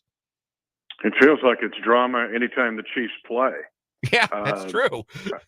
I mean, I keep saying it, but could Ted Lasso's script writers come up with this? Like, oh, man, we can't even. Yeah, no. Just crazy in this game, and the fact that with the Chiefs, turning it over, they're -2 in the giveaway takeaway. They have more fourth downs conversions and third down conversions. They, when you look at 1 of 8 on third down, and they end up having more turnovers than offensive touchdowns, and they win the game against a quality opponent. It just seems kind of crazy. But you take it and you run with it. Actually, it's a good sign because this Chiefs team continues to find ways to win, and they're not having to do it any certain way. I think that's the biggest thing you can take away, because we've seen before the Chiefs have games in September that don't go according to the script. You have turnovers, you have penalties, you have games that sometimes you walk away from going, oh, I can't believe the Chiefs lost that game. I think back to the Colts game a couple of years ago as an example of that. Maybe even the Lions game from the season opener last year qualifies. But there have been games early in the season where the Chiefs just haven't been in rhythm, in lockstep. But they've lost those games I was just mentioning. They won this one. And I think it speaks to the character of this team, Mitch, and you can speak to this more accurately than me, that they find ways to win games like this, to be the last team standing, even when over the course of 60 minutes, things don't go their way. And that's a sign of a good team. I mean, it's going to be my Minute with Mitch next week that you'll get on your air and also on Channel 13 midweek. Is I kind of jump into that. I explored a little bit more and make a really interesting comparison to how they're winning. But you don't have to rely on any one part of the phase. I mean, they're winning with some explosive defensive plays. They get 2 last week from Shamari Connor. Bucker's making every field goal he can find. It doesn't matter where, it's going to, the circumstances, the weather, or the length. And he was all about trying the 68-yarder. Although I'm kind of glad I'm glad we kind of turned that down a little bit. But the point is, this team is finding ways to win. That Pat's going to, he's going to pull off a 350 here somewhere, or a 400. That's coming. Nobody's going to be surprised about that. So I think it's actually impressive. And the fact that they're getting some big-time defensive plays at opportunistic times. I mean, we could sit here and talk about the DPI, but it was DPI. I mean, come on. Mm-hmm. And the 15-yard penalty on, it's I don't know. It just, there's a lot to talk about, but the fact that you're finding different ways to win in a league that is struggling in many cases to find a way to win a game, including the Ravens and the Bengals, is you don't get fussy. And to me, it's not a sign of weakness. It's actually a sign of strength, in my opinion. The Chiefs will have to navigate the next handful of weeks without their starting running back, Isaiah Pacheco. He was injured late in that game. It's a fractured fibula. He's already had a successful surgery. It sounds like as those injuries go, it's on the best case scenario side. So hopefully we see him back sooner rather than later. But the Chiefs are going to move forward with Carson Steele and Samaje Perine, and they've added Kareem Hunt, a former Chief, to the practice squad this week. What is the level of confidence that the Chiefs can continue to be successful on the ground? Because they were very efficient, very successful in that game against Cincinnati. Pacheco is a big-time talent. He's a legitimate running back number 1 in this league. But what can the Chiefs do to make sure they continue to have that level of success, or at least efficiency, to keep defenses honest? Well, they're going to be seeing these same defenses because Lou Anarumo was trying to test the patience of the Chiefs offense and Patrick Mahomes. And I think that first interception by Patrick was just a instance of him being impatient because they were clipping him off at 5 to 8 yards a lick. and I didn't get any indication that that was going to change as the game went on. Now, you can't run the ball 60 times, Smith Center style always, but I think that Atlanta would do the same. Although when you don't play a team with frequency like Baltimore and Cincinnati played the Chiefs, it is a little bit weird when you're trying to defend Kelsey. You can say what you want to do or defend Pat, but you just don't see it very often. And I think that Raheem Morris alluded to that in his conference or his talk this week. Now, I'm not talking around, not answering you. I think it's going to be, as I mentioned many times, an algebraic equation, actually 4 or 5 variables. It's not going to be on any one guy. There is confidence they can run the ball. Those interior 3 offensive linemen are playing at a super high level, meaning Joe Tooney, Creed Humphrey, and Trey Smith. They are drilling dudes. So the power O game should be there, the lead, the inside the tackle runs. And don't underestimate the imagination of Andy Reid here in the run game. So you'll see some P. Ryan. Keontae Ingram was brought up from the practice squad. Now, you're not going to see Kareem Hunt this week, but you're going to see some other stuff. And you got to think outside the box the way Andy thinks. But the run game should be there and effective, even if it's not piling up 150 yards rushing. We're joined by Mitch Holthus, voice of the Chiefs, here on 580 Sports Talk. And Mitch, it's been just 4 catches for Travis Kelce so far in the season, but obviously he's made an impact in another way. And he's, obviously the things that he can do without the ball are also beneficial to the team. But what do you think has been the reason why he's only been targeted 7 times across 2 games and made 4 catches? Teams are still taking him out.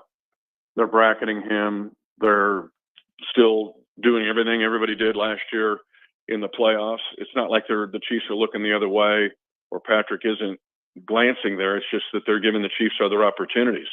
The 44-yard touchdown to Rashee Rice, the 35-yarder to Xavier Worthy in week 1 are byproducts of teams just saying, we're not going to let Kelce get $130 on us, and that's, you're going to have to do something else. Well, the cool thing, and this goes back to our initial discussion, was the Chiefs are doing something else. They're running the ball. Noah Gray starting to be more of a factor. And now this week, because of the injuries to Hollywood Brown and to Isaiah Pacheco, you're hoping that you're going to get more production out of guys like Juju Smith-Schuster. If Juju gets a run up and running, you go back to Rice a little bit, and all of a sudden it's going to open up for Kels. So, again, I lose sleep over lots of stuff, but I don't lose sleep over Kelce having 7 targets in 2 games because he honestly is like Pat. He could explode at any time against anybody, including it could be Sunday night. Mitch Holthus' appearance on 580 Sports Talk brought to us by Hy-Vee and by Azura Credit Union. Mitch, let's turn our attention to the Atlanta Falcons. If I'm remembering correctly, Mitch, this is the first trip for the Chiefs to Atlanta since the Eric Berry pick 2? And the pick 6 in the same game. And, really an amazing game. And he was coming off cancer, as you recall, and he had been treated at Emory University in Atlanta, prestigious medical facility and overall university. And he bought tickets for his nurses and people that went through his rehab. And his mom and dad were there sitting in separate sections. And EV gets a pick 6 and gives the ball to his mom. And then he gets the only pick 2 that's ever happened in NFL history. He gave the ball to his dad. It was, that was like some Dennis Quaid movie. It was really crazy, but it was a heck of a win. And that was a good Atlanta team. That was when Matt Ryan was in his prime. Yeah, I remember that game fondly, one of my favorite Chiefs games. So back to Atlanta for the Chiefs, Sunday Night Football against the Falcons. Falcons are coming off of a fairly stunning win at Philadelphia on Monday Night Football, so short week of prep for them. What is the thing that stands out the most about the Falcons, makes them the biggest threat to the Chiefs on Sunday night? Overall level of talent. There's a gob of first-rounders on this team. They haven't been great. They're stuck on 7 wins. 4 of the last 5 years, the Falcons have had 7 wins. In the last 3 years, it looks good on a slot machine, but it doesn't look so good in the standings when you're 7-7-7. And that's where Atlanta's been. But because of that, they've been able to get first-round talent, a decent first-round pick.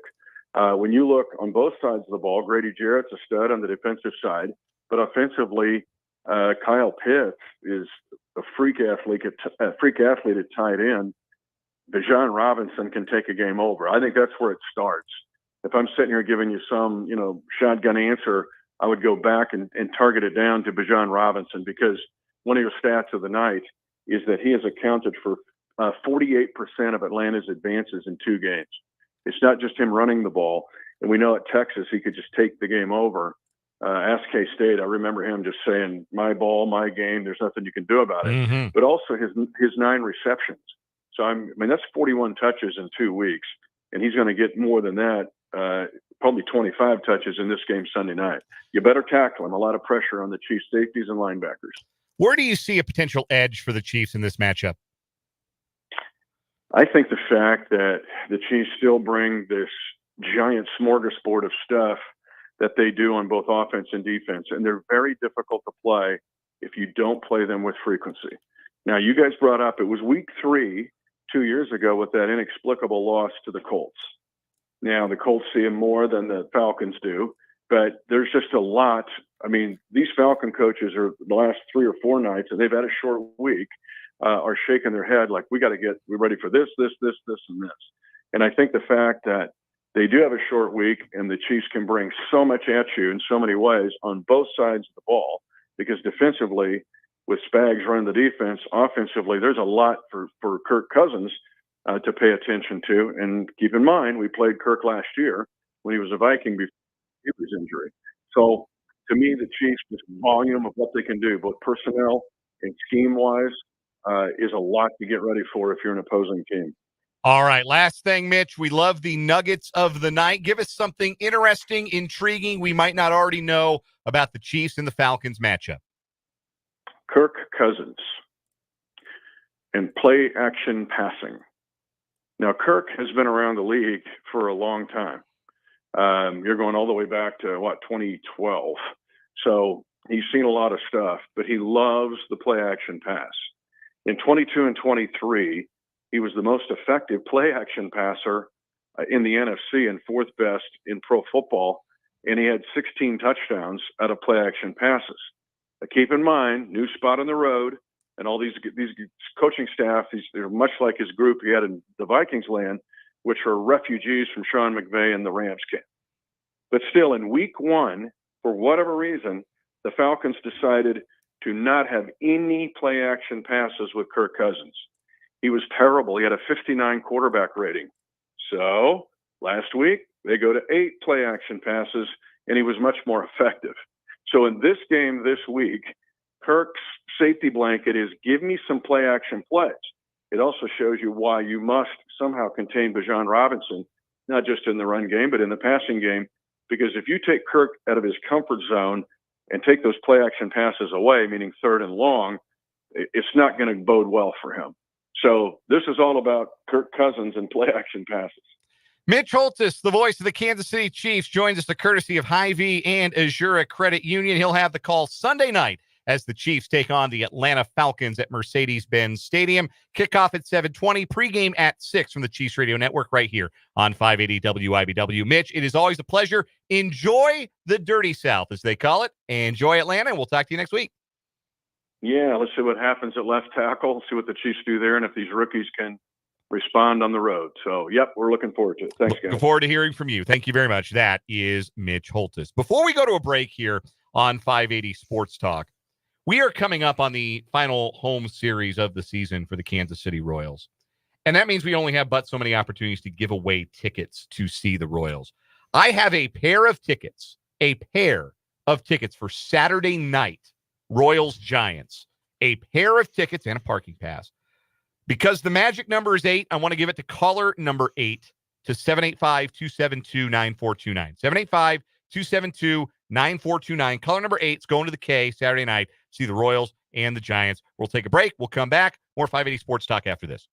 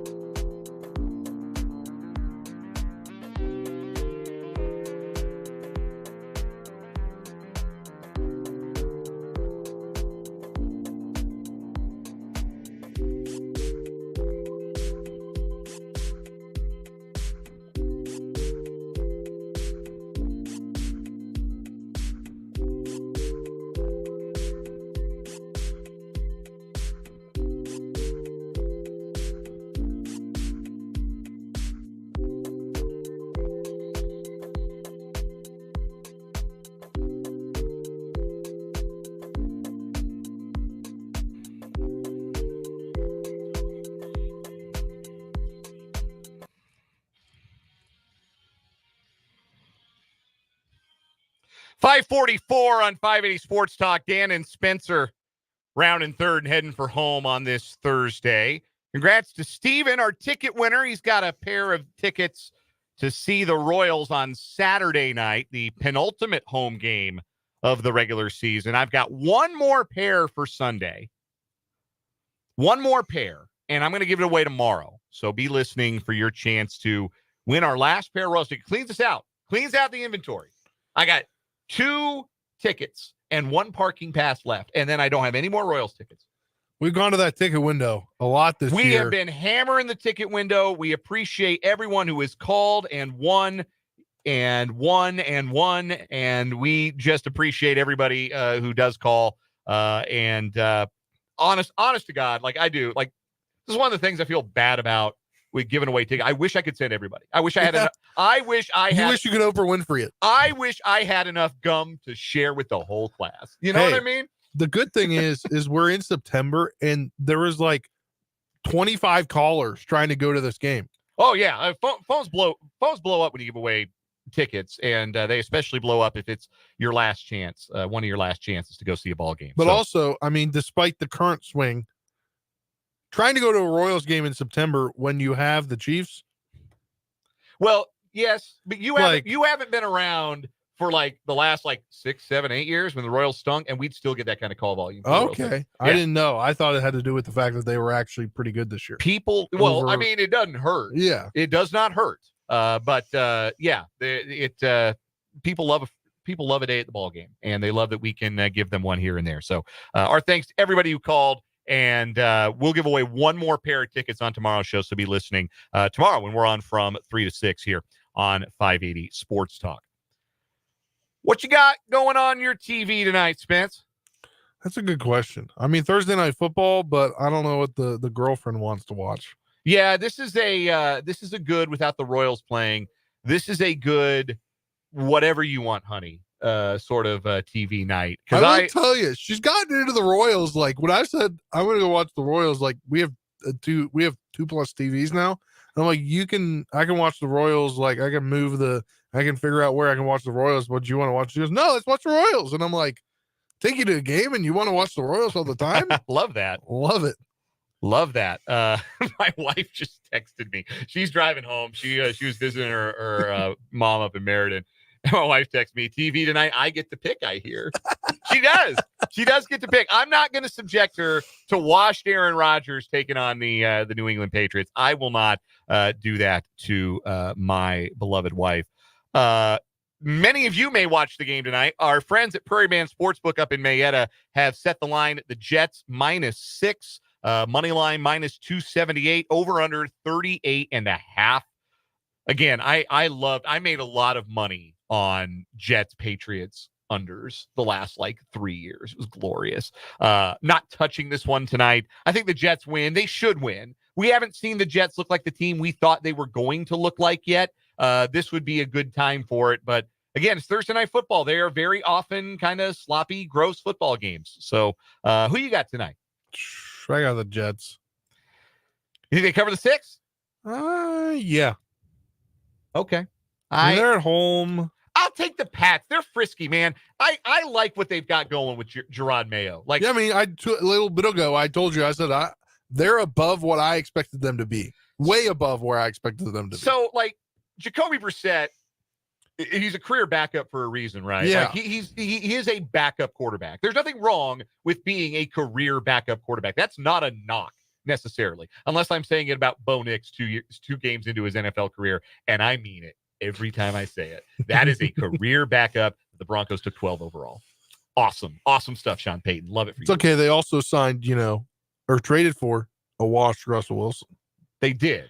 Have to eat the mega contract. See, I don't think he was washed. I think Nathaniel Hackett was the worst NFL head coach in history, but that's another topic for another day. Yeah. Anyway, so Jacoby Brissett, it's a backup skill set, and he's running the show just to kind of hold the place for Drake May there in New England. But he's better than what they had.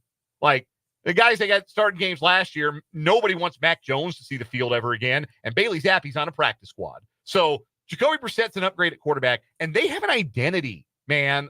That goes such a long way in football in particular. I mean this at all levels of football. if you know who you are and what you want to do for 60 minutes, you are a pain in the butt to play. It doesn't matter what your talent level is. If you know who you are and what you can do and what you want to do and how you want to play, that makes you hard to play against. And I think the Patriots have an identity, and they're going to be hard. Like, in the same way, like Arizona last year, kind of like, sorry roster. They went 4-13, but they had some good wins, right? They beat Dallas. They beat Philadelphia late in the year. They were not fun to play against on a week-in, week-out basis, even with the Pastronaut, Josh Dobbs, running the offense. I think the Patriots are this year's Cardinals, where it might be 4-13, 5-12, but they're not going to be any fun to play against. Not any kind of fun whatsoever. So I would take the Patriots to cover the 6. I'm not convinced by the Jets yet. I think they can get after Aaron Rodgers. They like to blitz. I think that makes Rodgers uncomfortable. I'll take the Patriots to cover tonight, but I think the Jets win outright. All right. We've got some Sunbelt football tonight. Sunbelt insider Spencer Dupuis. Tell me, App State, South Alabama, the Mountaineers, 7.5-point favorite. I've got App State at home. They're going to cover. They're going to win. I like App State at home. I like App State on the road against Power 4 teams. Not Clemson. Just like what? Not Clemson this year. No, not this year. But I like them over South Alabama specifically tonight. Thursday night game in Boone, next level. Oh yeah, I've never been. I believe it, but I've heard. No, I believe you have people who have heard that's an experience.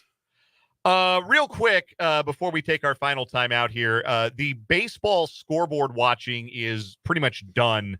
If you are a Royals fan, you got the result you were looking for in Cleveland. The Guardians beating the Twins, meaning the Royals are 2 games clear of now both Minnesota and Detroit, who are tied for that 3rd wild card. So Minnesota continuing to lose is good news for the Royals, who remain 2 games in front for a wild card spot, a 2-game cushion with 9 to play. Looks like Seattle might pull one out against the Yankees. They lead 3-2 with 1 out in the 9th. Remember when we said that Shohei Ohtani stole his 50th base earlier today? He also just hit his 49th home run. Wild. He might hit. Is this game still going on? Yes, they are in the top of the 7th. The Dodgers just scored 2 more runs. They lead 11-3. He could hit his 50th before this game is over. Yeah. Like, he absolutely could. He is unbelievable. So yeah, not really any scoreboard watching tonight across Major League Baseball. There's a national game tonight. Couple of them. Fox has a game, either the Diamondbacks and Brewers or the Phillies and the Mets. I'm not sure who will get locally for that. Mark bringing that up in the YouTube live chat. Shout out to Mark. But some other folks, Jeffrey says he's going to watch Gunsmoke and Rifleman. Tyler says he's going to watch the Rings of Power. So, yeah, lots of non-sports options tonight if you're into that. One more reminder, the magic number for the Royals, a question from the 913 on the Top Email Supply text line. The magic number, consider it 8 with the Twins now tied with the Tigers. Royals have the tiebreaker over the Tigers, so really it's only 7 with the Tigers, but it's 8 with the Twins because they don't have the tiebreaker over the Twins. Twins won the season series. So consider the tiebreaker 8 or the magic number to be 8 for now. The magic number, Mike Moustakis. We'll take one final break. We'll come back and wrap up 580 Sports Talk after this.